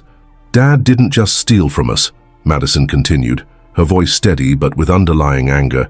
"He was planning to frame you as the mastermind. The federal investigation isn't coincidental. He triggered it deliberately, leaving evidence pointing to your involvement while securing immunity for himself." Evelyn felt physically ill. The betrayal was even deeper than she'd imagined. Jessica's mother, Elaine, was the connection to Petrov, Madison explained. "She recruited Jessica specifically to target our family, but Elaine made a mistake. She got cold feet when she realized how dangerous Petrov really is." The screen split to show another video. Elaine Winters Petrov speaking nervously to someone off camera, detailing the entire operation, including Richard's role, his plan to frame Evelyn, and Petrov's involvement. A full confession. "I've sent copies of everything to 3 secure locations," Madison continued when the screen returned to her. "One set goes to the FBI's Financial Crimes Division if I don't enter a kill code every 12 hours. Another goes to the LA Times. The third I'm keeping as leverage." Madison's expression softened slightly. "Mum, I know you always taught me to believe in the justice system, to do things the right way, but the system is broken. Dad was going to use it against you, so I'm using his own methods against him." She paused. "I just hope you can forgive me." The video ended with instructions. The plane would land at a private airfield outside New York, where Madison had arranged for a federal prosecutor named Sarah Chen, Mira's sister, to meet them. Sarah was untainted by Richard's influence and had agreed to offer Evelyn immunity in exchange for her testimony. "As for Dad and Jessica," Madison concluded, "that's up to you. The evidence is overwhelming. They'll both face serious charges. But if you choose to help them—" She shrugged, leaving the sentence unfinished. Evelyn removed the headphones, her mind racing. Everything she thought she knew about her situation had just shifted again. Richard hadn't just betrayed her. He'd planned to destroy her completely, to let her take the fall for his crimes while he escaped with Jessica and the money. She turned to find Richard watching her intently. "It's worse than you thought, isn't it?" he guessed. Before she could respond, the jet suddenly lurched, dropping altitude sharply before leveling off. The pilot's voice came over the intercom, tense but controlled. "Secure yourselves. We've got company." One of the guards moved swiftly to the window, then cursed under his breath. 2 aircraft, 3 o'clock, military grade but not US markings. The second guard activated a secure radio. "Control. This is Sparrow. We have pursuit. Requesting assistance." The garbled response was inaudible to Evelyn, but the guard's expression darkened. Understood, initiating Protocol Delta. He moved to a hidden compartment in the jet's bulkhead, extracting what appeared to be a large case. Opening it revealed sophisticated electronic equipment, signal jammers and countermeasures. "Mrs. Mercer," he addressed Evelyn directly, "we need to change course. Your daughter's contingency plan is now active." "Contingency plan?" Evelyn repeated. "What contingency plan?"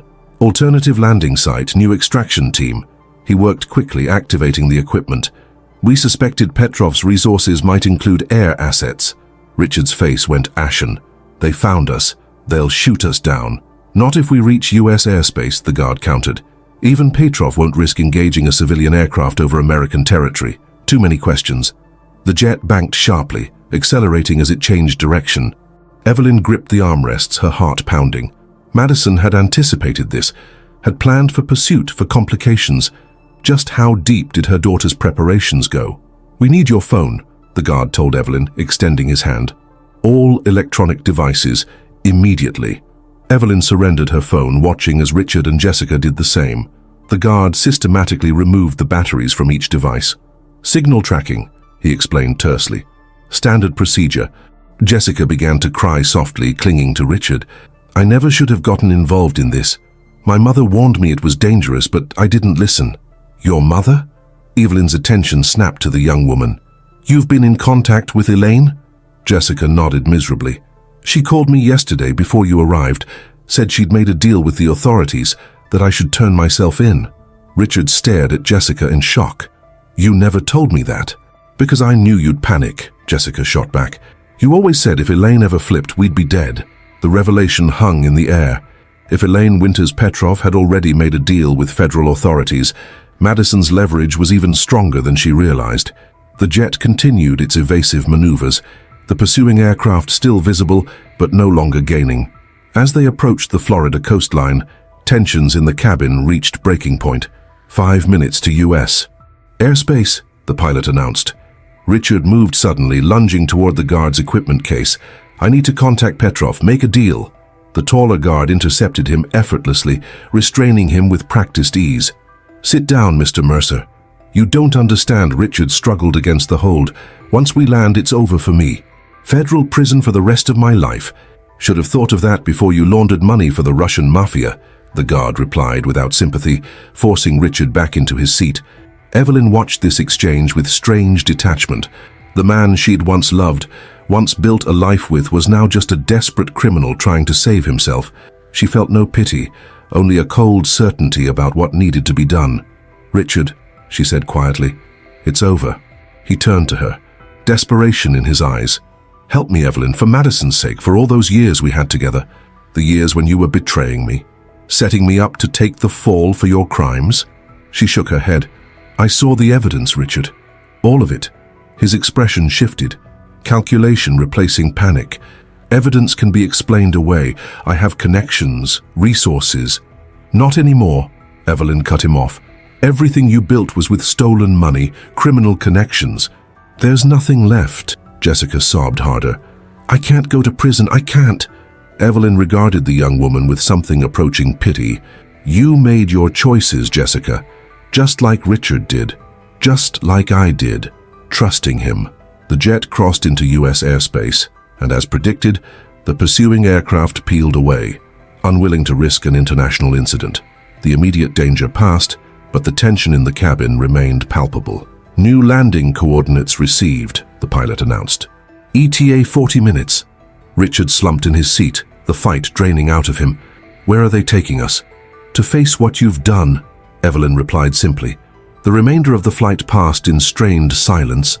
Evelyn reviewed more files from the USB drive, each revelation more damning than the last. Richard had been meticulous in his criminal enterprise, keeping detailed records of every transaction, every connection, arrogance that would now prove his undoing. As the jet began its descent, Evelyn found one final video file from Madison, labeled "For Mom Only." She plugged in the headphones again and pressed play. Madison's face appeared, her expression softer than before. "Mom, if you're watching this, you're almost home. I need you to know something important." She took a deep breath. "I didn't do this just for justice or revenge.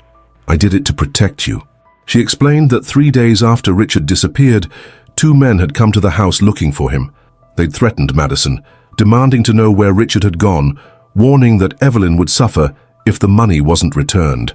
"I never told you because I knew you'd try to handle it yourself," Madison continued. "But that's when I realized this wasn't just about Dad's betrayal, it was about our survival." Her eyes filled with tears. "I couldn't let them hurt you, Mum. Not after everything you've done for me."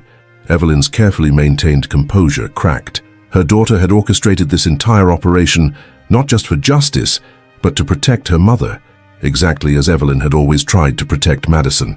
"I've made arrangements for you to start over," Madison concluded. "A new identity if you want it, funds that can't be traced to us.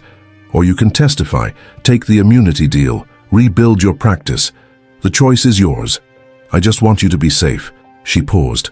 "I love you, Mum. I'll see you soon." The screen went dark as the jet touched down on a small airstrip surrounded by dense forest. Through the window, Evelyn could see several black SUVs waiting and a small group of people standing beside them. "Mrs. Mercer," the guard approached. "We've arrived. The federal prosecutor is waiting." Evelyn recognized Sarah Chen immediately as she descended the jet's stairs. Mira's younger sister had the same sharp eyes and confident stance, though she wore a perfectly tailored suit instead of Mira's more casual style. "Mrs. Mercer," Sarah greeted her formally. "I'm Assistant U.S. Attorney Sarah Chen. Thank you for agreeing to cooperate." Behind Evelyn, Richard and Jessica were being escorted from the plane, both looking shell-shocked and defeated. "I wasn't aware I had agreed to anything yet," Evelyn replied carefully. Sarah smiled slightly. "Your daughter was confident you would make the right choice. She's very persuasive." "Where is Madison?" Evelyn asked, scanning the assembled group. "Secure location," Sarah answered. "She'll join us once we've processed your statement and formalized your immunity agreement." Richard was led past them toward one of the waiting vehicles, his hands now secured in front of him. He locked eyes with Evelyn as he passed. "This isn't over," he said quietly. "You know I always find a way out." "Not this time," Sarah interjected. "Mr. Mercer, you're facing multiple federal charges including money laundering, wire fraud, tax evasion, and conspiracy. The evidence against you is overwhelming." "Evidence can disappear," Richard replied, with the last vestiges of his former confidence. "People can be persuaded." "Richard," Evelyn said his name softly, drawing his attention back to her. "For once in your life, take responsibility for what you've done." Something in her tone, not anger or righteousness, but a simple, tired truth, seemed to finally reach him. The facade crumbled, and for a brief moment, she glimpsed the man she'd once loved, vulnerable and exposed. "I never meant to hurt Madison," he said, his voice breaking. "Tell her that at least." "Tell her yourself," Evelyn replied, "if she's willing to listen." As Richard was led away, Sarah guided Evelyn toward a different vehicle. "We need to move quickly. Despite our precautions, word of your return will spread." "Where exactly are we?" Evelyn asked, noting the dense forest surrounding the small airstrip. "Private property in upstate New York," Sarah explained. "Technically a witness protection facility, but off the official books. Madison arranged it through channels I'm not at liberty to discuss." The revelation of her daughter's extensive connections continued to astonish Evelyn. The Madison she thought she knew, brilliant but sheltered, focused on her career in architectural design, seemed increasingly like a carefully maintained cover for someone much more complex. They drove for nearly an hour through winding forest roads before reaching a secluded compound, a modern structure of glass and stone surrounded by security fencing and surveillance equipment. "Home for the next few days," Sarah explained as they passed through multiple checkpoints, "until we formalize your testimony and determine next steps." Inside, the facility was surprisingly comfortable, more luxury retreat than safe house. Evelyn was escorted to a spacious suite with views of the surrounding mountains. On the bed lay a sealed envelope with her name handwritten on the front. Alone for the first time in what felt like days, Evelyn opened it with trembling fingers. Inside was a single sheet of paper, with Madison's elegant handwriting. "Mom, by now you know everything. I'm sorry for keeping secrets, but I learned from the best. You always taught me to prepare thoroughly, to anticipate opponents' moves, to protect what matters most. That's what I've done. There's a burner phone in the nightstand drawer. Call the only number programmed into it when you're ready to talk. The line is secure." Whatever you decide about testifying, about Dad, about your future, I'll support you. You protected me my whole life. Let me return the favor just this once. All my love." Madison Evelyn found the phone exactly where Madison had said it would be. She dialed the single number and waited, heart pounding. "Mum?" Madison's voice answered on the first ring. "Madison." Emotion overwhelmed Evelyn suddenly. Relief, pride, love, all crushing into her at once. "Where are you?" "Not far," Madison assured her. "I'll be there tomorrow, first light." "You've been extraordinary," Evelyn said, struggling to find adequate words. "What you've done—" "What I did was use everything you ever taught me," Madison interrupted gently. "Strategic thinking, contingency planning, identifying leverage points. I just applied it to a situation you never prepared me for." "Men came to the house," Evelyn said. "They threatened you." A brief pause. "Yes. That was the moment I decided Dad couldn't be allowed to win. Not when he'd put us in danger. I should have protected you better," Evelyn whispered, the weight of maternal responsibility heavy in her chest. "Mum, listen to me." Madison's voice grew firm. "You spent my entire life protecting me, preparing me to stand on my own. And when the moment came, I did. Because of you, not despite you." Tears flowed freely down Evelyn's face now. "When did you become so wise?" "I had a good teacher." The smile was audible in Madison's voice. "Get some rest.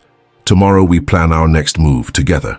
After the call ended, Evelyn moved to the large windows overlooking the forested mountains bathed in the golden light of sunset. For weeks, her world had been shattered by betrayal, her life reduced to crisis management and survival. Now, standing in the quiet of this secure sanctuary, she finally allowed herself to fully process all that had happened. Richard's betrayal had destroyed the life they'd built together. The career she'd spent decades constructing was compromised. Their family was irreparably fractured.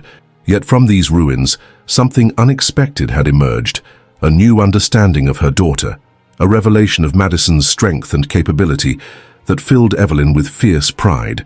She had lost a husband, but discovered her daughter anew. As darkness fell over the mountains, Evelyn made her decision. She would testify, would help bring Richard and his criminal associates to justice, not for revenge, though the temptation lingered, but because it was right. Because the system, flawed as it might be, still needed people willing to stand for truth.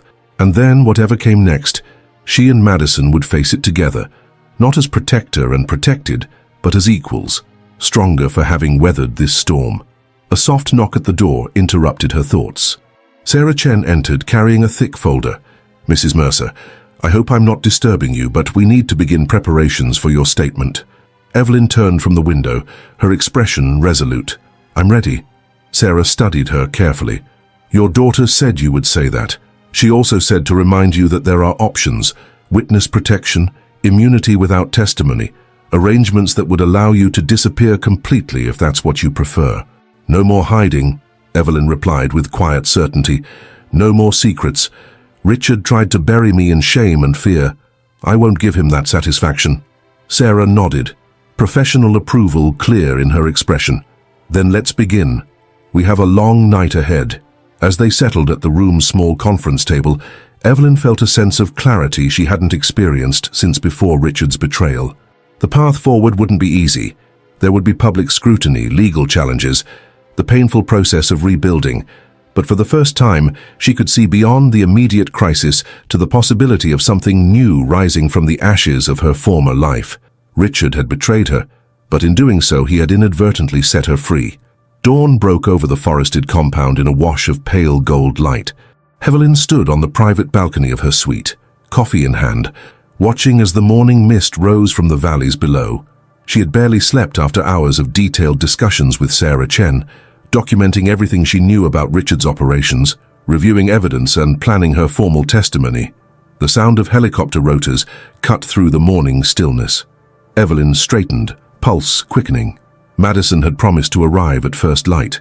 Within minutes, a black SUV pulled up to the main entrance of the compound. Evelyn watched as a familiar figure emerged from the back seat. Madison, dressed in dark jeans and a grey blazer, her dark hair pulled back in a simple ponytail. Even from a distance, Evelyn could see the exhaustion in her daughter's posture, the weight of responsibility visible in the set of her shoulders. Abandoning her coffee, Evelyn rushed downstairs, reaching the main foyer just as Madison was being escorted through security.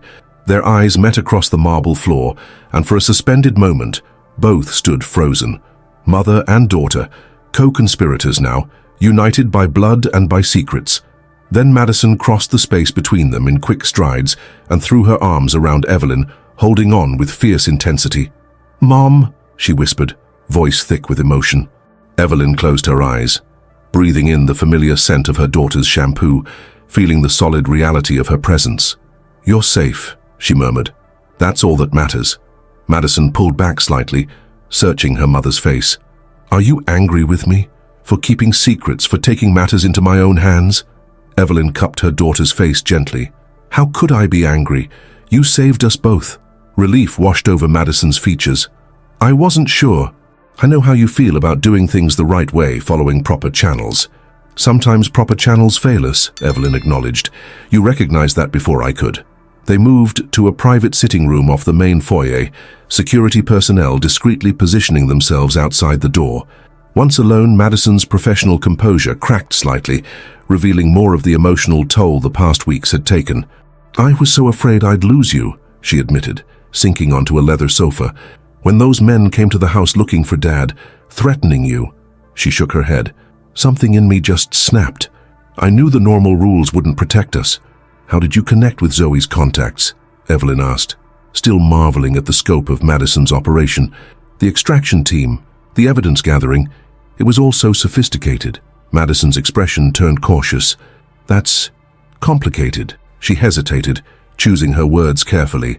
"Remember my semester abroad in London during college?" Evelyn nodded. Madison had spent 6 months at University College London studying architectural history, or so she had claimed. "I wasn't just studying architecture," Madison continued. "I was recruited by an international security firm that specializes in corporate intelligence and high-net-worth individual protection. They saw potential in my analytical skills." Evelyn stared at her daughter in disbelief. "You were what, 20 years old?" 21, Madison corrected. "Young enough to be underestimated, old enough to be useful." A small, rueful smile curved her lips. "I never intended to use those connections this way, but when Dad betrayed us, I knew exactly who to call." The revelation stunned Evelyn into momentary silence. All these years, she'd believed she was protecting Madison from the harsher realities of the world, when her daughter had been developing resources and skills Evelyn had never imagined. "Why didn't you tell me?" she finally asked. "The same reason you didn't tell me about Dad's affairs," Madison replied gently. "We protect the people we love from things we think will hurt them." The parallel was undeniable. Evelyn had kept secrets she deemed too painful or complicated to share. Madison had done the same. Their conversation was interrupted by Sarah Chen's arrival. The prosecutor looked between mother and daughter, noting their intense expressions. "I'm sorry to intrude, but we've had developments overnight that you both need to be aware of." She placed a tablet on the coffee table, activating a news report. The headline scrolled across the bottom of the screen. "Breaking Hollywood producer. Richard Mercer escapes federal custody during transport." "What?" Evelyn leaned forward in disbelief. "How is that possible?" Sarah's expression was grim. "The transport vehicle was ambushed 30 miles from here. Professional hit, clearly inside information. 2 federal agents were injured, not fatally." Madison's face had gone pale. "And Jessica?" "Still in custody. She was being transported separately." Sarah switched to another screen showing surveillance footage. This was taken at a private airfield in New Jersey 2 hours ago. The grainy video showed Richard being escorted to a waiting aircraft by 2 men in dark clothing. He moved without restraints, clearly not a prisoner. "Petrov's people," Evelyn guessed. Sarah shook her head. "We don't think so. Intelligence suggests Petrov wants Richard eliminated, not rescued. This appears to be another player entirely." Madison and Evelyn exchanged significant glances. "The third set of leverage," Madison said quietly. "What are you talking about?" Sarah asked. Madison hesitated, then explained. "In my message to Mom, I mentioned 3 sets of evidence. 1 for the FBI, 1 for the media, and 1 I kept as leverage. What I didn't explain was who that leverage was against." Understanding dawned on Evelyn's face. "Not just Richard or Petrov." "No," Madison confirmed. "The studios. The major production companies involved in Dad's money laundering operation. They have billions of dollars and reputations at stake. If the full extent of their involvement became public, they'd do anything to prevent that, including breaking Richard out of federal custody. Sarah finished, her expression hardening. You should have told me this earlier. I needed to be sure who I could trust, Madison replied unapologetically. Even now, the fact that Richard escaped suggests government involvement. Someone told those extraction teams exactly where to find him. Sarah couldn't deny the implication. Federal law enforcement had clearly been compromised at some level. So what now? Evelyn asked, her mind racing through potential scenarios. Richard is free, potentially with powerful backers who want to ensure his silence. Or they might eliminate him as a liability once he's served his purpose, Madison added grimly. Sarah checked her secure phone as it buzzed with an incoming message. We need to accelerate your formal statement, Mrs. Mercer. With Richard in the wind, your testimony becomes even more critical. I'll need guarantees of protection, Evelyn stated firmly. Not just for me, but for Madison. If Richard was willing to set me up to take the fall before, there's no telling what he might do now that he's desperate. Already arranged, Sarah assured her. But we should move you both to a more secure facility as soon as possible. This location may be compromised. As if manifesting her concern, a distant alarm began to sound from the perimeter of the compound. Sarah's phone buzzed again, more urgently. Security breach at the east gate, she reported tersely. We need to move now. Within minutes, Evelyn and Madison were being escorted to an underground garage where an armored SUV waited, engine running. Security personnel moved with practiced efficiency, weapons visible now, all pretense of casual protection abandoned. Stay close, Sarah instructed, as they hurried through concrete corridors. The extraction team is standing by. Evelyn's mind flashed back to St. Bart's, to another extraction, another moment of desperate flight. How quickly her life had devolved into a series of escapes and safe houses. They had almost reached the garage when the first sounds of gunfire echoed through the compound, distant at first, then alarmingly closer. They've breached the main entrance, one of the security team reported, hand pressed to his earpiece. Multiple hostiles, heavily armed. Sarah made a split-second decision. Alternative exit, East Service Tunnel. They changed direction abruptly, moving away from the garage toward a narrow utility corridor. Madison kept pace easily, her movements fluid and confident, while Evelyn focused on maintaining her composure despite the chaos erupting around them. Who are they? She managed to ask as they hurried down the concrete passage. Unknown affiliations, Sarah replied grimly, but their tactics suggest military training. The service tunnel opened into a small clearing behind the compound. Another vehicle waited, a nondescript black sedan that would attract less attention than the armored SUV they'd abandoned. Get in, Sarah directed, scanning the tree line with practiced vigilance. As they settled into the back seat, the driver, a young man with the same military bearing as the security team, pulled away swiftly, navigating the rough forest road with expert precision. Where are we going? Madison asked. Sarah checked her secure phone again. Secondary location. Deeper in the mountains, more isolated. We'll reassess once you're secure. Evelyn watched through the rear window as the compound disappeared from view, smoke now visible rising above the trees. The confrontation continued without them, violence erupting in their wake like ripples from a stone cast into still water. Richard's betrayal had set this in motion, but it had expanded far beyond one man's greed and deception. They drove in tense silence for nearly 30 minutes, winding deeper into the forested mountains on increasingly narrow roads. Eventually, they turned onto what appeared to be a logging track, barely wide enough for the vehicle. Ancient trees towered on either side, creating a natural canopy that filtered the morning sunlight. Almost there, Sarah assured them, checking a GPS device. As they rounded a sharp bend, Evelyn felt Madison stiffen beside her. "Stop the car," her daughter commanded suddenly. "What?" Sarah turned in confusion. "Stop the car now," Madison repeated, her voice deadly calm. "We're being followed." The driver immediately pulled to a stop, killing the engine. Everyone listened intently. At first, Evelyn heard nothing but forest sounds, wind in the trees, distant birdsong. Then, almost imperceptible, the low hum of another vehicle's engine. "How did you—" Sarah began. "Mirror flashes in the trees behind us," Madison explained tersely.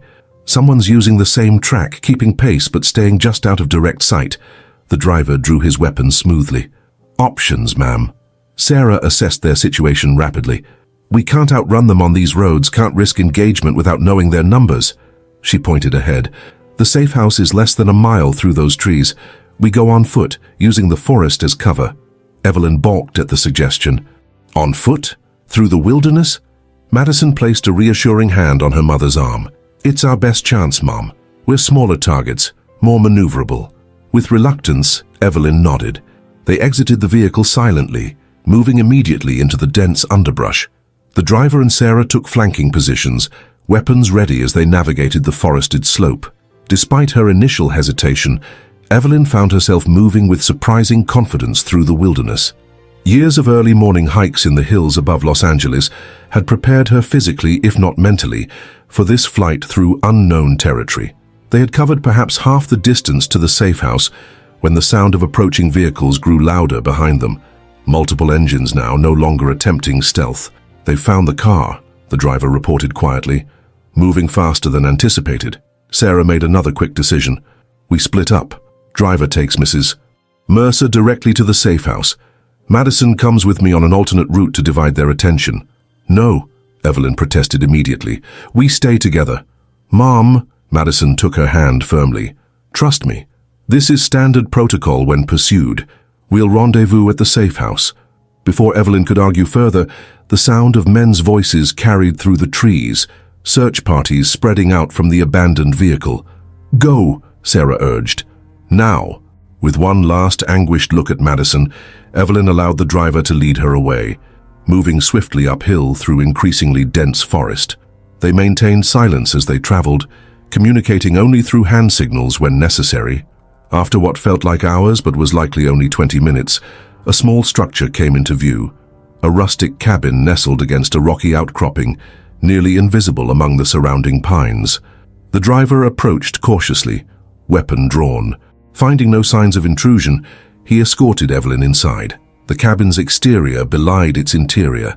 Behind the rough-hewn logs was a sophisticated safe room with communications equipment, weapons, and supplies. Stay here, the driver instructed, activating security systems with practiced efficiency. I'm going back to guide the others. Wait, Evelyn caught his arm. Who exactly are we running from? You must have some idea. The young man hesitated. Multiple potential hostiles. Petrov's organization, certainly, but also possibly corporate interests connected to your husband's operations. He checked his weapon methodically. And potentially compromised federal assets. You mean corrupt FBI agents? Evelyn clarified. Ma'am, at this point, we trust no one outside our immediate team. His expression softened slightly. Your daughter insisted on these protocols. She was very specific about security measures. After the driver departed, Evelyn paced the confined space anxiously, checking her watch repeatedly. 1 hour passed, then 2, with no sign of Madison or Sarah. The communications equipment remained silent despite Evelyn's attempts to establish contact. As dusk approached, casting long shadows through the cabin's small windows, Evelyn's anxiety reached breaking point. She was contemplating venturing out herself when a subtle change in the forest sounds alerted her. The deliberate crunch of footsteps approaching the cabin. She moved to the weapon locker the driver had shown her, removing a handgun with trembling fingers. Despite her aversion to firearms, Richard had insisted she learn basic handling years ago. Now she silently thanked him for that one practical consideration as she positioned herself behind the cabin's heavy door. The security system chimed softly. Someone had entered the correct code at the perimeter. Evelyn kept the gun ready nonetheless. Trust now a luxury she couldn't afford. The door opened slowly, and a familiar voice called out, "Mom, it's me." Relief flooded through Evelyn as Madison appeared in the doorway. She lowered the weapon immediately, moving to embrace her daughter. "Thank God, I was so worried." Madison returned the hug briefly, before pulling away, her expression tense. "We need to talk." "Now, where's Sarah?" Evelyn asked, noticing her daughter was alone. "That's what we need to discuss." Madison closed and locked the door, checking the security systems before continuing. "Sarah isn't who she claimed to be." Evelyn stared in confusion. "What do you mean? She's Mira's sister, a federal prosecutor." "The real Sarah Chen is indeed Mira's sister and a federal prosecutor," Madison confirmed. "But she's currently in Washington, D.C. at a Justice Department conference. Has been for the past week. Cold realization washed over Evelyn. Then who? Eleanor Winters, Madison stated flatly. Jessica's cousin. Professionally trained, has worked with Victor Petrov for years. She's been impersonating Sarah since before we arrived. Evelyn sank into a chair, struggling to process this new betrayal. But why? What's her objective? Information gathering primarily. Access to what we know, what evidence we have. Madison ran a hand through her hair, frustration evident. I suspected something was off from the beginning. Small inconsistencies in her knowledge of legal procedures, subtle accent shifts under stress. Why didn't you say anything? Evelyn demanded. Because I needed to confirm my suspicions before acting, Madison explained, and because she led us straight to something unexpected. She pulled out her phone, showing Evelyn a series of photographs. These were taken 2 hours ago after we separated. The images showed Sarah, or rather Eleanor, meeting with a man in a forest clearing. The man's face was clearly visible in several shots. Richard, Evelyn whispered, recognizing her husband instantly. His escape was staged, Madison confirmed, orchestrated by Petrov's organization with Eleanor's help. But why? I thought Petrov wanted Richard eliminated for stealing from him. Madison's expression turned grim. That was the original plan, but things have changed.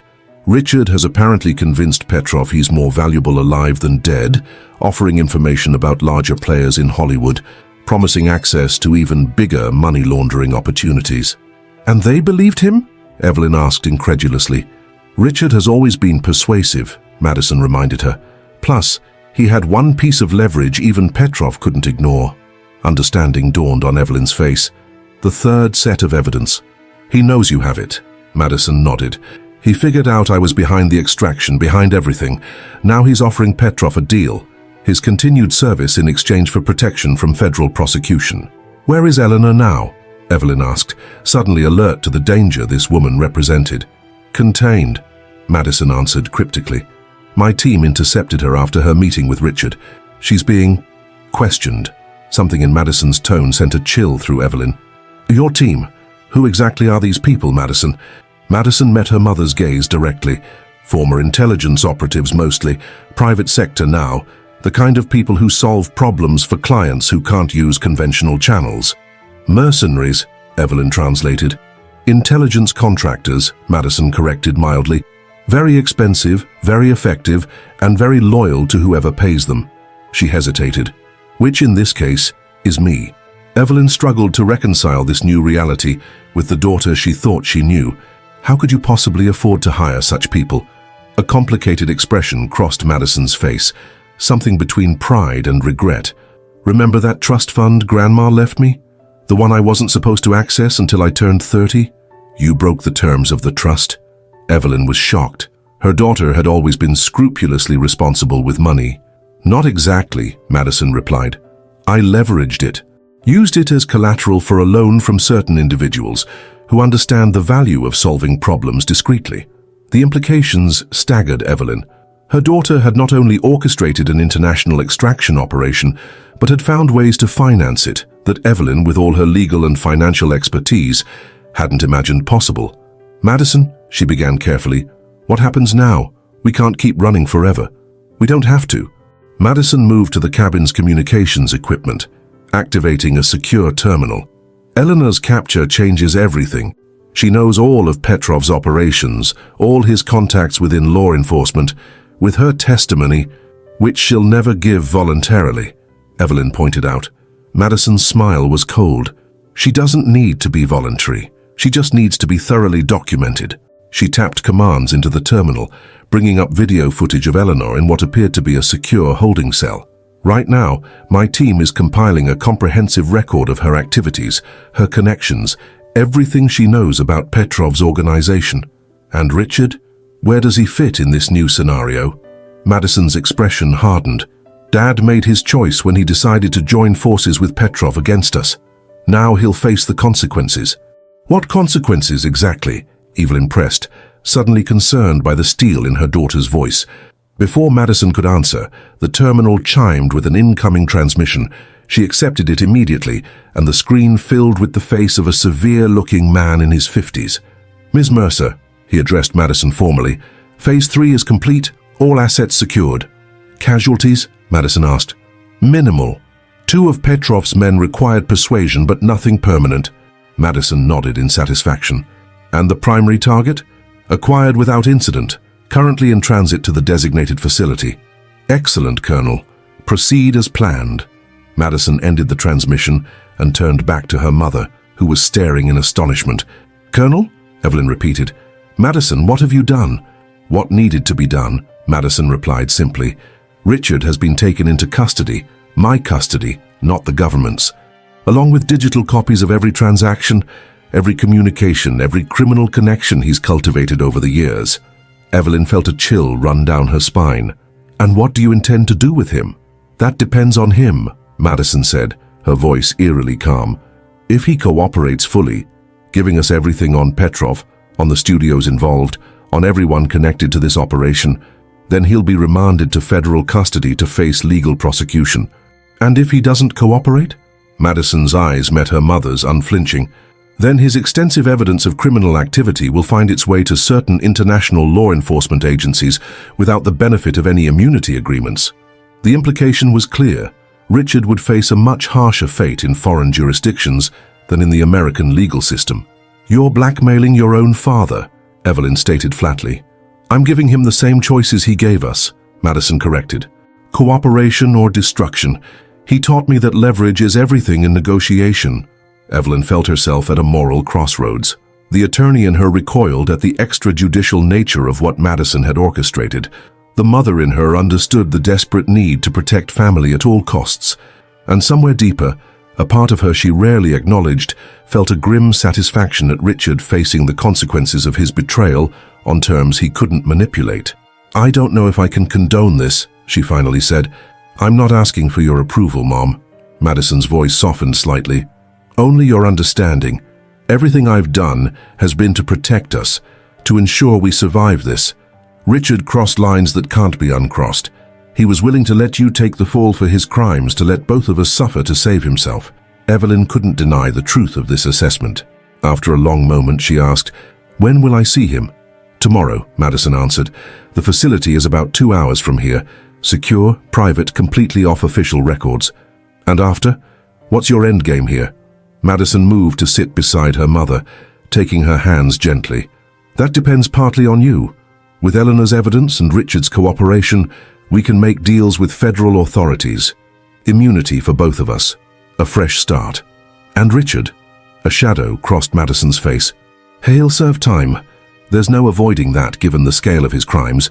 But if he cooperates fully, it could be in a minimum security facility rather than someplace more challenging. Evelyn studied her daughter's face, searching for signs of the idealistic young woman she'd raised. She was still there, Evelyn realized, but tempered now by a pragmatism and ruthlessness that mirrored Evelyn's own professional demeanor. When did you become so formidable? Evelyn asked softly. Madison's smile held a hint of sadness. I've always been your daughter, Mum. I just never had to show this side of myself before. The cabin's security system chimed, indicating approaching personnel. Madison checked the monitors, then relaxed slightly. It's my team with supplies. We'll stay here tonight, move to the main facility tomorrow. As the security team arrived with provisions, Evelyn retreated to a small bedroom at the back of the cabin. She needed space to process everything. Richard's continued betrayal, Madison's shocking capabilities, and her own uncertain future. Sitting on the edge of the narrow bed, Evelyn's gaze fell on her wedding ring, still on her finger despite everything that had happened. She twisted it off slowly, studying the platinum band that had symbolized 18 years of what she now recognized as a carefully constructed illusion. A soft knock at the door interrupted her contemplation. Madison entered carrying 2 mugs of tea. Thought you might need this, she said, offering one to Evelyn. Thank you. Evelyn accepted the mug, then held up her wedding ring. I've been wearing this the entire time, through everything. Habit, I suppose. Madison sat beside her. What will you do with it? I'm not sure yet. Evelyn placed the ring on the bedside table. So much of my identity was tied to being Richard Mercer's wife, to our family, our position in Los Angeles society. You're still Evelyn Mercer, Madison reminded her. Brilliant attorney, fierce mother, formidable opponent. None of that came from Dad. Evelyn smiled faintly. When did you become so wise? I had a good teacher. Madison hesitated, then continued more seriously. There's something else you need to know, something I found in the evidence from Richard's accounts. Evelyn braced herself. More betrayals? Not exactly. Madison pulled out her phone, bringing up a series of financial records. These are transfers from Richard's private accounts over the past 5 years, monthly payments to a medical research foundation specializing in early onset Alzheimer's treatment. Evelyn frowned in confusion. I don't understand. We don't have any family history of Alzheimer's. No, Madison agreed, but Clara Whitfield does. The name sent an unexpected jolt through Evelyn. Clara Whitfield had been Richard's college girlfriend, his first serious relationship before Evelyn. They'd remained casual friends over the years, with occasional mentions at industry events. Clara was diagnosed 6 years ago, Madison explained. Early onset, aggressive progression. Richard has been anonymously funding her experimental treatments since then. Evelyn struggled to reconcile this information with the man who had betrayed her so completely. How did you discover this? It was buried in the financial records, carefully segregated from his other accounts. He never mentioned it to anyone, never used it for publicity or social leverage. Madison's expression was thoughtful. It was the one completely selfless thing I found in all his records. Why are you telling me this now? Evelyn asked. Madison considered her answer carefully. Because I think it's important to remember that people are rarely entirely good or entirely evil. Dad betrayed us, stole from us, endangered us, but somewhere in him, there was still capacity for compassion, for helping someone who needed it without seeking credit. The revelation complicated Evelyn's already turbulent emotions. The Richard who had secretly supported his ex-girlfriend's medical treatment was still the same man who had planned to frame her for his crimes. Both realities existed simultaneously. What am I supposed to do with this information? She asked, genuinely uncertain. Nothing, necessarily, Madison replied. Just keep it in mind when you see him tomorrow, when you decide how this story ends. After Madison left, Evelyn sat awake for hours, turning over the complexities of her situation. The brilliant attorney in her analyzed options, strategies, potential outcomes. The wounded wife processed betrayal and the end of a shared life. The mother marveled at her daughter's strength while mourning the innocence Madison had lost in this ordeal. By morning, Evelyn had reached a decision. When Madison came to inform her it was time to depart for the main facility, she was dressed in clothes provided by the security team, practical, nondescript attire that bore no resemblance to her usual elegant wardrobe. I'm ready, she told her daughter, her voice steady with newfound resolve.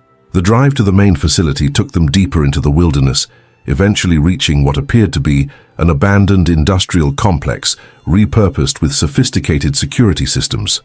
Armed personnel patrolled the perimeter, while surveillance equipment monitored every approach.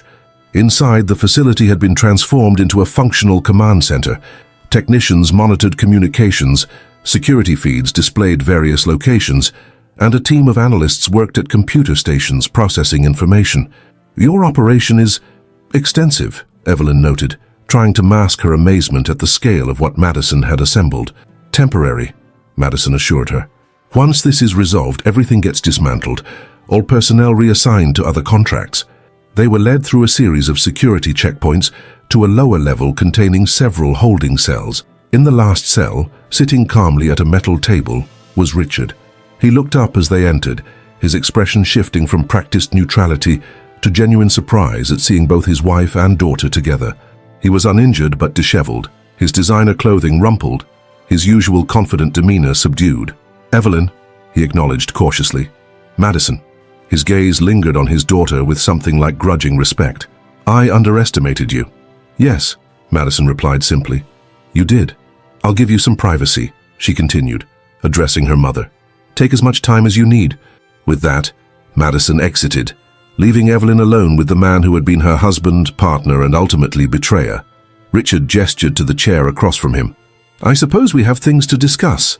Evelyn seated herself, studying him with new eyes, seeing not just the man she had married, but the complex, flawed person beneath the facade. Clara Whitfield, she said without preamble. Richard blinked in surprise, clearly not expecting this opening. What about her? I know about the medical foundation, the treatments you've been funding. Why did you never mention it? He looked away, uncomfortable with the question. It wasn't relevant to our life together. No, Evelyn agreed. but it shows a capacity for compassion I wasn't sure you still possessed. Richard shifted in his chair. Is this some kind of good cop routine? Madison plays the hardline captor while you appeal to my better nature. This isn't a routine, Richard. It's me trying to understand who you really are before I make my final decision. His eyes narrowed. What decision? Evelyn leaned forward slightly. Whether to let Madison handle this her way, or to intervene. Intervene how? Suspicion colored his tone. I still have connections in the Justice Department, people who trust my judgment despite your attempts to destroy my credibility. I could negotiate terms for your surrender to proper authorities. Hope flickered briefly in Richard's eyes before caution reasserted itself. Why would you help me after everything I've done? Not for you, Evelyn clarified. For Madison. This path she's on. Private intelligence operations, extrajudicial detentions. It isn't who she is. Or at least it isn't who she was before your betrayal forced her hand. Understanding dawned on Richard's face. You want to protect her from becoming something she'll regret. Exactly. Evelyn's gaze was steady. But I'll only do this if you give me everything. Complete cooperation, full disclosure of all criminal activities, everyone involved from Petrov to the studio executives. Richard considered her offer, calculation visible in his expression. And what do I get in return besides the privilege of federal prosecution? The knowledge that you did one decent thing for your daughter after endangering her life with your greed. Evelyn's voice hardened. That's the only offer you're getting, Richard. Take it or face whatever Madison has planned for you. For a long moment, Richard was silent, weighing his options. Finally, he nodded slowly. I'll cooperate. Not for myself, but for Madison. She deserves better than to become like me. Relief washed through Evelyn. Despite everything, a part of her had feared Richard might choose self-preservation to the bitter end. There's something you should know, Richard added, his voice lower now. Something I discovered while working with Petrov's organization that even Madison hasn't uncovered yet. Evelyn tensed. What? The studios weren't just laundering money. They were buying something with it. Political influence primarily, but also silence about certain executives' activities. He leaned closer. The kind of activities that would make Hollywood implode if exposed. Criminal activities? Evelyn asked. Some criminal, some merely unconscionable. Richard's expression was grim. The point is, these people won't stop coming after us just because I'm caught or because Petrov's operation is exposed. They'll keep coming because the stakes are too high. Evelyn absorbed this new information, her attorney's mind already analyzing the implications. You're suggesting we need leverage against them as well? Precisely, Richard nodded, and I know where to find it. As Richard detailed the location of secured files containing evidence against some of Hollywood's most powerful figures, Evelyn recognized the old, familiar pattern. Richard always finding an angle, always working a deal. But this time, for the first time, his motivation seemed to extend beyond self-interest. When Madison returned an hour later, she found them still deep in conversation, now discussing practical implementation of a strategy that would protect all of them, including Richard, from the wider conspiracy he had been part of. You've been busy, Madison observed, noting the pages of notes Evelyn had compiled. Your father has agreed to full cooperation, Evelyn informed her, but the situation is more complex than we realized. The studio executives involved have much more to hide than money laundering. Madison studied them both skeptically. And you believe him? I believe this part, Evelyn confirmed. It aligns with financial patterns Zoe identified, but couldn't explain. Richard looked up at his daughter, something like genuine regret in his eyes.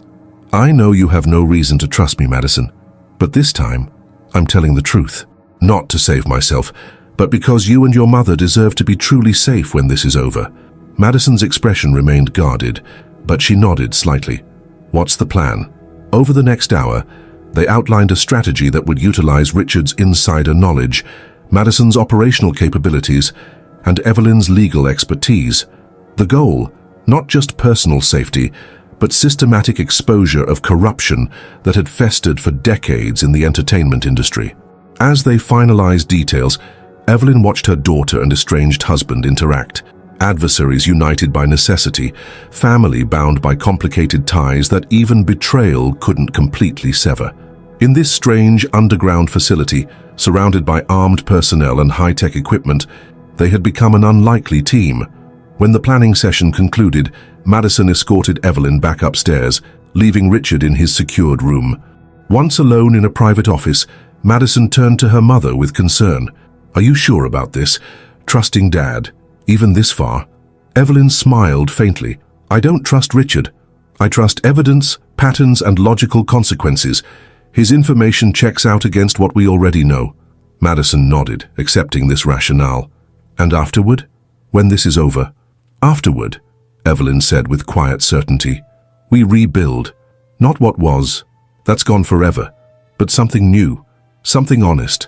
Madison studied her mother, noting the resolve that had replaced the shock and grief of recent weeks.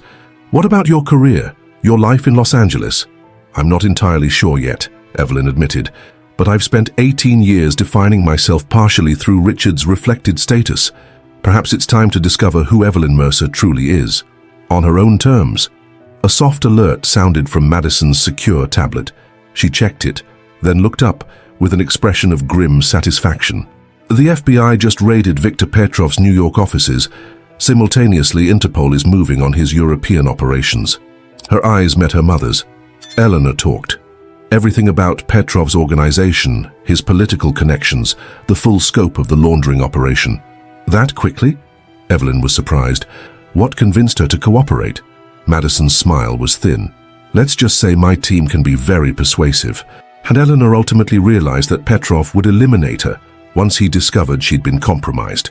Another alert sounded, this one more urgent. Madison's expression shifted to concern as she read the incoming message. "What is it?" Evelyn asked. "A complication." Madison's voice tightened. 3 studio executives connected to Richard's operation were just found dead in their homes. Apparent suicides, but the timing, too convenient, Evelyn finished. "Someone's cleaning house." Madison nodded grimly. "Eliminating witnesses before they can talk." She turned to her mother, urgency in her voice. "We need to accelerate our timeline. These deaths are just the beginning." Within the hour, the facility had transformed into a hive of focused activity. Madison's team prepared for an operation based on Richard's information, while Evelyn worked with trusted Justice Department contacts, carefully feeding them selected evidence that would trigger official investigations. "It's happening," Madison announced late that evening, looking up from her monitoring station. "Federal agents are executing search warrants at 3 major studios simultaneously. The media is already catching wind of it, Hollywood's biggest scandal in decades." Evelyn watched the breaking news reports with mixed emotions. The industry she had served for decades was imploding in real time, powerful figures falling like dominoes as evidence of their crimes emerged. Yet beneath the vindication, she felt a deep sadness for the countless honest, hard-working people whose livelihoods would be affected by this necessary purge. "What about Richard?" she asked. "Is he secure?" Madison nodded. "Heavily guarded. We'll transfer him to federal custody once we're certain all threats are neutralized." "And Jessica?" "Already cooperating with authorities," Madison confirmed. "Limited immunity in exchange for testimony against her mother and Petrov." As night fell, mother and daughter retreated to a small conference room, sharing a simple meal while monitoring ongoing developments. The world was changing around them, powerful systems crumbling, new realities emerging from the wreckage of corruption exposed. "I keep thinking about what happens next," Madison said quietly. "After the investigations, the trials, the media frenzy, what our lives will look like." Evelyn considered this. Different, challenging, certainly, but also possibly more authentic than they've been in years. Madison nodded slowly. "I've been offered a position with the security firm that helped us, consulting work, using my analytical skills in more legitimate contexts than kidnapping my own father." "And is that what you want?" Evelyn asked, careful to keep judgment from her voice. "I don't know," Madison admitted. "Part of me is drawn to it, the intensity, the purpose. But another part wants to return to architecture, to building things instead of exposing corruption." "You don't have to decide tonight," Evelyn reminded her gently. "We've earned some time to consider our options." Their conversation was interrupted by an urgent knock. One of Madison's security team entered, his expression tense. "Ms. Mercer, there's a situation. Your father is requesting to speak with both of you immediately.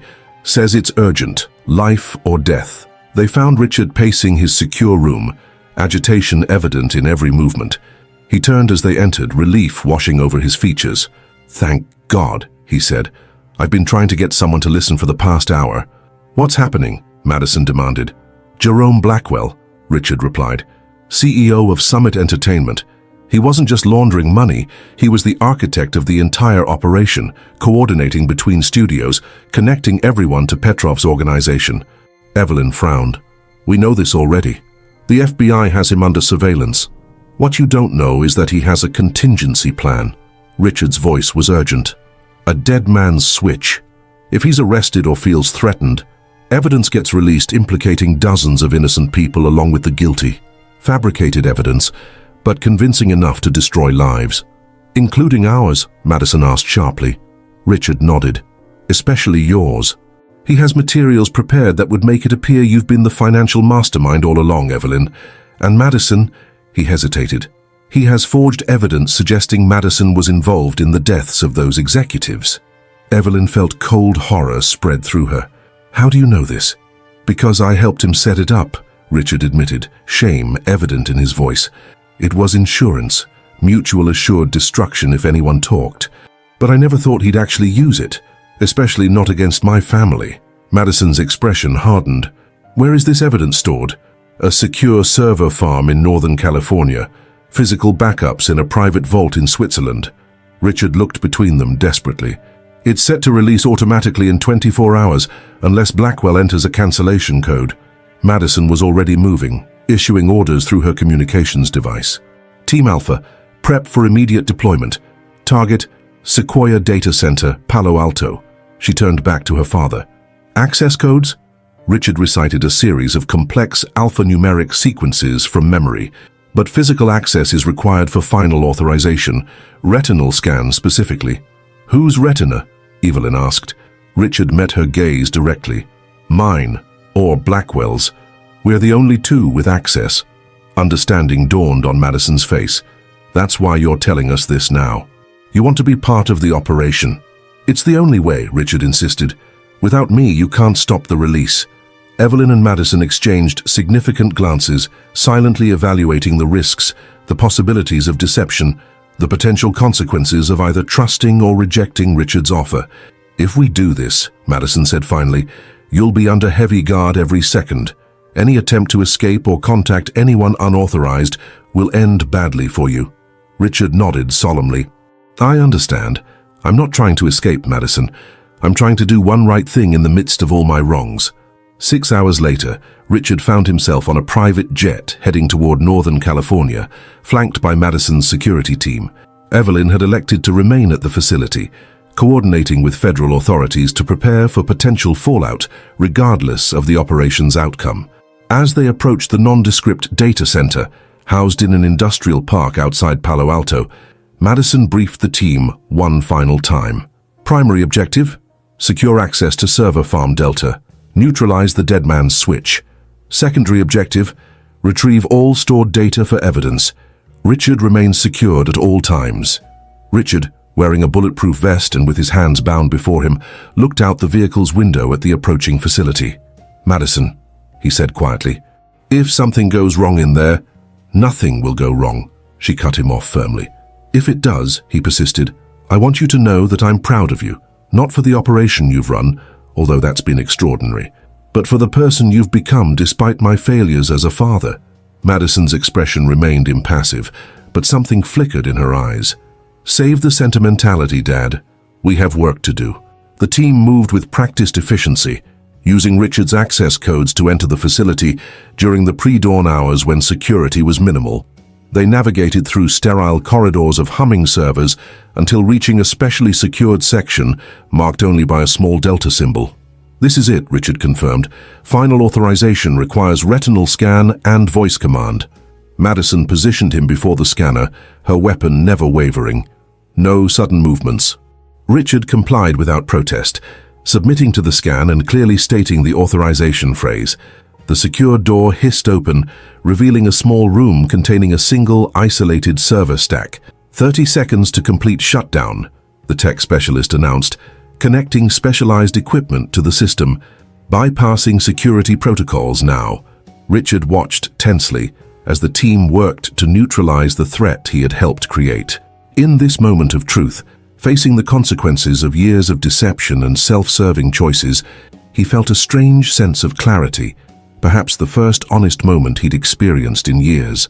Shutdown complete, the specialist reported. Dead man's switch neutralized, beginning data extraction.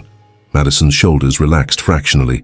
Copy all data, then wipe the servers completely. As the team completed their work, Richard stood silently, watching his daughter command the operation with confidence and precision. Despite everything, his betrayal, his crimes, his failures, he had somehow contributed to creating this extraordinary young woman. "It's done," Madison announced finally. "Let's move out." As they exited the facility, the first rays of dawn breaking over the eastern hills, Richard turned to his daughter. "What happens now?" "Now we return to base. Tomorrow you'll be transferred to federal custody." Her voice was professional, detached. "Your cooperation will be noted in all official reports." Richard nodded, accepting this fate. "And you and your mother?" A hint of softness entered Madison's expression. "We'll be fine, Dad. We always are." 3 months later, Evelyn stood on the balcony of her new apartment overlooking Central Park. New York was never a city she'd considered living in, but now it felt right. A clean break from Los Angeles, from the memories and associations of her previous life. The door opened behind her, and Madison entered, dropping her keys on the side table. "Court adjourned early. Blackwell's defense is falling apart spectacularly." Evelyn smiled, embracing her daughter briefly. "Good. How was Richard?" "Composed. Cooperative." Madison moved to stand beside her mother at the railing. "His testimony today was devastating for the defense. The prosecutor thinks they'll wrap up the case within the week." The aftermath of what the media had dubbed Hollywood Gate continued to unfold across front pages and news programs nationwide. Major studios had been implicated, executives arrested, vast criminal networks exposed. Richard's role as a cooperating witness had secured him a reduced sentence, 15 years instead of 30, with the possibility of parole after 8. "I received another offer from Jenkins and Bauer," Evelyn mentioned, referring to one of New York's most prestigious law firms. "Senior partner, entertainment division. They seem undeterred by my association with the scandal." "Are you going to take it?" Madison asked. Evelyn considered the question. "I'm not sure. Part of me wants to return to legal work, but another part..." She gestured to the half-finished manuscript on her desk inside. "The book offer is compelling. Power, Corruption, and Justice, an insider's view of Hollywood's darkest secrets." Madison smiled. "You always were a good storyteller." "What about you?" Evelyn asked. "Have you decided about the security firm's offer?" "Actually, I've declined it," Madison revealed. "I'm going back to architecture, but with a twist. I've been approached about designing secure facilities for witnesses in high-profile cases." Her eyes twinkled. "Apparently someone was impressed with my attention to security details these past few months." Evelyn laughed softly. "Using your talents for construction rather than destruction. I approve." They stood in comfortable silence, watching the autumn leaves drift across the park below. So much had changed in such a short time. Their home, their careers, their understanding of each other and themselves. The betrayal that had shattered their lives had also, paradoxically, freed them to rebuild something more authentic. "I visited Jessica yesterday," Madison said suddenly, "at the halfway house, where she's serving her reduced sentence." Evelyn raised an eyebrow in surprise. "How was that?" "Strange. Sad." Madison shrugged slightly. "She seems genuinely remorseful. Lost, mostly. Her entire identity was wrapped up in the scheme, in being Richard Mercer's chosen one. Now she's just another young woman with a criminal record, trying to figure out who she really is." "That sounds familiar," Evelyn observed, "though under different circumstances." Madison nodded thoughtfully. "That's partly why I went. I realized we have something in common, both having to redefine ourselves after Richard's influence in our lives." Evelyn marveled at her daughter's capacity for compassion, for finding connection even with someone who had betrayed her so deeply. "Shall you continue to amaze me, Madison?" "I had a good example," Madison replied, bumping her shoulder gently against her mother's. As evening descended over the city, they moved inside to prepare dinner together, a new routine in their new life. No staff, no pretense, just mother and daughter navigating their changed world side by side. Evelyn's phone chimed with an incoming message. She checked it, then showed the screen to Madison. The message was from Mira. Richard's testimony made national news. prosecution calling it the final nail in Blackwell's coffin. You both okay? Madison read it, then looked at her mother questioningly. Are we? Evelyn asked softly. Okay? Madison considered the question seriously. Not in the way we were before, but maybe in a better way, she smiled. A more honest way. Evelyn nodded, typing a response to Mira. We're rebuilding. Together. That's all that matters now. As she set the phone down, Evelyn reflected on the journey that had brought them here. From betrayal to revenge to something approaching redemption. Richard had lost everything in pursuit of wealth and status, while she and Madison, stripped of those very things, had found something more valuable: truth, authenticity, and the unbreakable bond between them. Outside their window, New York continued its eternal rhythm, indifferent to their personal drama. In this vast anonymous city, they were no longer defined by scandal or betrayal, no longer the abandoned wife and daughter of Richard Mercer. They were simply Evelyn and Madison, survivors, rebuilders, women forging new paths from the ashes of betrayal's shadow. The auditorium of Columbia Law School fell silent as Evelyn Mercer approached the podium. At 57, she carried herself with the same commanding presence that had once intimidated Hollywood executives, though her signature dark hair now featured distinguished streaks of silver that she no longer bothered to color. The students regarded her with a mixture of awe and curiosity, this woman whose name had become synonymous with one of the most notorious legal cases of the decade. Ethics in practice is rarely as clear-cut as ethics in theory, she began, surveying the sea of eager faces. Sometimes the line between justice and vengeance blurs, sometimes the system designed to protect us fails, and sometimes the greatest test of your integrity comes not in the courtroom, but in how you respond when everything you believed about your life crumbles beneath you. Her memoir, Betrayal's Shadow, had spent 48 weeks on the New York Times bestseller list, transforming her from disgraced entertainment attorney to respected legal ethicist and advocate for judicial reform. The irony wasn't lost on her. She'd found her authentic voice only after losing the life she'd spent decades building. After the lecture, a young woman approached, clutching Evelyn's book. Ms. Mercer, your story changed my perspective on practicing law. But I have to ask, do you regret any of it? The methods you and your daughter used to expose the corruption? Evelyn considered the question carefully. Regret is complicated. I regret the necessity of those methods. I regret that the legal system I dedicated my life to had become so compromised that we felt conventional channels weren't enough. She paused, meeting the student's eyes directly. But I don't regret protecting my daughter. I don't regret exposing the truth.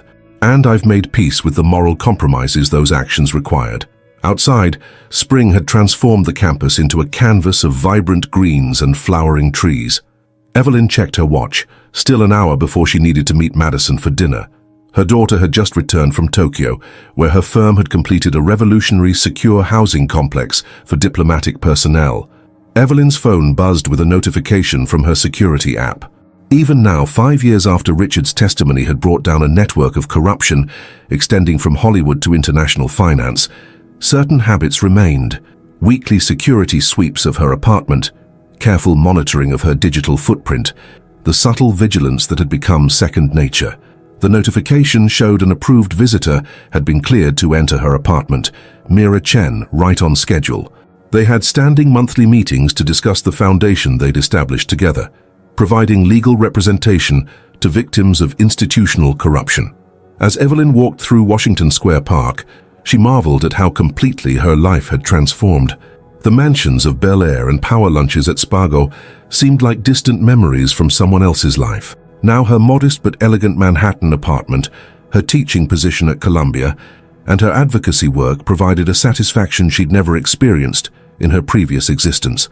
Her phone rang, an unrecognized number with a federal area code. Her pulse quickened slightly as she answered, old instincts never fully dormant. Evelyn Mercer. Mrs. Mercer, this is Warden Collins from FCI Petersburg. The woman's voice was professionally detached. I'm calling regarding Richard Mercer. Evelyn stopped walking, finding a bench nearby. Has something happened? Nothing urgent, ma'am.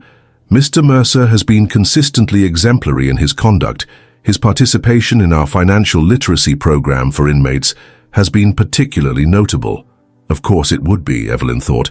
Even in prison, Richard would find ways to excel, to stand out. "The reason for my call," the warden continued, "is that Mr. Mercer becomes eligible for supervised release in 3 months. As part of his pre-release planning, we're contacting family members." Family. The word hung awkwardly between them. What exactly were they now? She and the man she'd been married to for 18 years, the man who had betrayed her and whom she had helped send to federal prison. "I understand," Evelyn replied carefully. "What information do you need from me?" "Nothing specific at this time. Just confirmation that you've been notified. Mr. Mercer asked that you be informed personally, rather than receiving the standard letter." After ending the call, Evelyn sat motionless, watching children play in the park's fountain. Richard would soon be free, a prospect she hadn't allowed herself to contemplate in concrete terms. What would that mean for her carefully reconstructed life?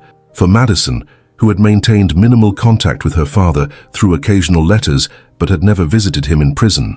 Later that evening, as she and Madison shared dinner at their favorite Italian restaurant in the West Village, Evelyn relayed the warden's call. Madison absorbed the news silently, twirling pasta around her fork without eating it. At 32, her daughter had blossomed into a woman of remarkable poise and quiet confidence. The traumatic events of 5 years ago had left their mark, but had also revealed a core of resilience neither of them had fully recognized before. 3 months, Madison finally said. "That's sooner than I expected." "Good behavior," Evelyn explained. "Apparently he's been a model inmate." A wry smile crossed Madison's face. "Dad always knew how to work a system to his advantage. Does it bother you, the thought of him being free again?" Madison considered the question thoughtfully. "Not in the way it might have a few years ago. I'm not afraid of him anymore, of his influence or his capacity to hurt us." She set down her fork. "But I don't know what role, if any, he should have in our lives going forward." "That's something we'll each need to decide individually," Evelyn noted. "There's no right answer." "What about you?" Madison asked. "Have you thought about it?" Evelyn sipped her wine, gathering her thoughts. "I've spent 5 years rebuilding my life on my terms, teaching, writing, advocating for reform. I'm proud of what I've accomplished, what we've both accomplished." "But," Madison prompted, hearing the unspoken continuation.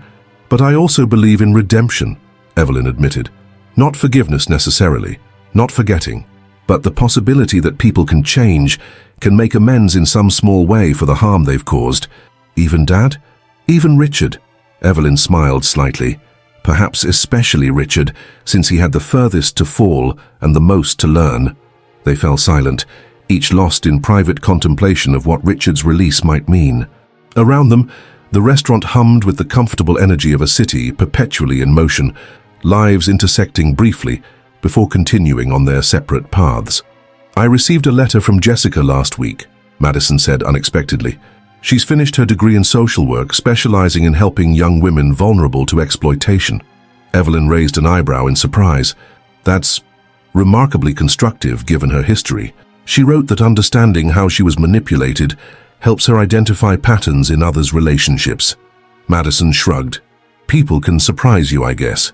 Later that night, after Madison had returned to her own apartment in Brooklyn, Evelyn stood at her living room window overlooking the glittering Manhattan skyline. On her desk lay the manuscript for her new book, After the Fall: Rebuilding Justice in a Corrupted System, alongside a small box containing her wedding ring and a few photographs she'd kept from her previous life. 5 years of distance had given her perspective that was impossible in the immediate aftermath of betrayal. She understood now that Richard's actions, while unforgivable, hadn't defined her, had in fact liberated her to discover a strength and purpose she might never have found otherwise. Her phone chimed with a message from Madison. "Found this while unpacking from Tokyo. Thought you might want it." Attached was a photograph Evelyn hadn't seen in years, the three of them at Madison's college graduation, smiling broadly, Richard's arm around Evelyn's waist, Madison radiant in her cap and gown. They looked so happy, so united, a perfect family captured in a moment of genuine joy before the facade crumbled. Evelyn studied the image, expecting to feel the familiar ache of betrayal. Instead, she felt something unexpected: gratitude. Not for Richard's deception or the pain that followed, but for the journey it had forced her to undertake, for the stronger, more authentic relationship she now shared with Madison, for the woman she had become in the aftermath. She typed a reply. Beautiful memory. Different people then, better people now. 3 months later, on a crisp autumn morning, Evelyn parked her car outside the Federal Correctional Facility in Petersburg, Virginia. She hadn't told Madison about this visit. Some journeys needed to be made alone. She waited in the visitors' area, hands clasped tightly in her lap, wondering if she'd made the right decision. The door opened, and Richard appeared, escorted by a corrections officer. He looked older, thinner. The arrogance and charm that had once defined him mellowed into something more subdued. When he saw her, he stopped momentarily, genuine surprise crossing his features before he continued forward. "Evelyn," he said as he sat across from her, "I didn't expect you." "Neither did I," she admitted. "But some conversations should happen in person." Richard nodded, his eyes taking in the changes in her appearance, the confidence in her posture. "You look well. Happy." "I am," she confirmed, "not despite what happened, but in many ways because of it." Understanding flashed in his eyes. "You found yourself." "I found truth," she corrected gently. "About you, about our marriage, about myself." Richard's gaze dropped to his hands, resting on the table between them. "I've had a lot of time to think about the damage I caused, not just the crimes, but the personal betrayals, especially to you and Madison. That's why I'm here," Evelyn said, "to tell you that Madison and I have built new lives, good lives. Whatever you plan to do when you're released next week, you need to understand that." "I have no intention of disrupting what you've built," Richard assured her. "I just want a chance to show that the man who betrayed you isn't the only version of Richard Mercer that exists." Evelyn studied him carefully, looking for signs of the manipulation that had once been second nature to him.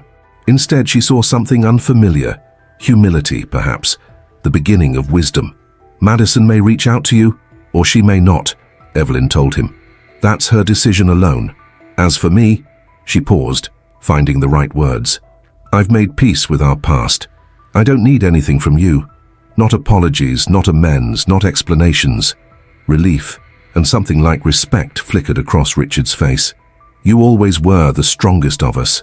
"Not always," Evelyn contradicted him with a small smile. "But I am now." As she drove away from the facility for the last time, Evelyn felt a profound sense of closure washing over her. The shadow of betrayal that had once defined her existence had faded, not into forgetting, but into a different kind of remembering, one that acknowledged pain without being consumed by it. That evening, Madison called as Evelyn was preparing dinner in her apartment. "I found out you visited Dad today," Madison said without preamble. Evelyn paused, knife hovering over a half-chopped onion. "How did you know?" "I still have certain security protocols in place," Madison admitted, a hint of apology in her voice. "Old habits." Rather than feeling invaded, Evelyn felt a surge of affection for her daughter's protective instincts.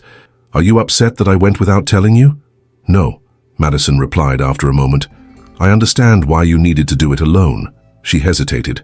"I've been thinking about seeing him too. Not right away, but eventually. Whatever you decide, I'll support you," Evelyn assured her. After they hung up, Evelyn moved to her balcony with a glass of wine, watching the city lights emerge as dusk settled over Manhattan. The journey from betrayal to this moment of quiet strength had been neither straight nor easy. But standing here now, she wouldn't change it. In the greatest betrayal of her life, she had found her truest self. In the darkest shadow, she had discovered her brightest light. And in the painful unraveling of everything she thought she knew, she had woven something new, something real, something lasting, not despite the betrayal, but because of it. She raised her glass in a silent toast to the woman she had become, not Richard Mercer's wife, not just Madison's mother, but Evelyn Mercer, complete unto herself, betrayed, but not broken, transformed, but not defined by the transformation, simply finally authentically herself. If this story touched your heart and you want to keep following inspiring and moving stories, be sure to check out our upcoming videos, subscribe to our channel, and turn on notifications to stay updated on new content that can brighten your journey and provide valuable insights. Join us and keep exploring stories that truly matter. I'm sure the next video that pops up on your screen will touch you as well, so click on it now and we'll see you there.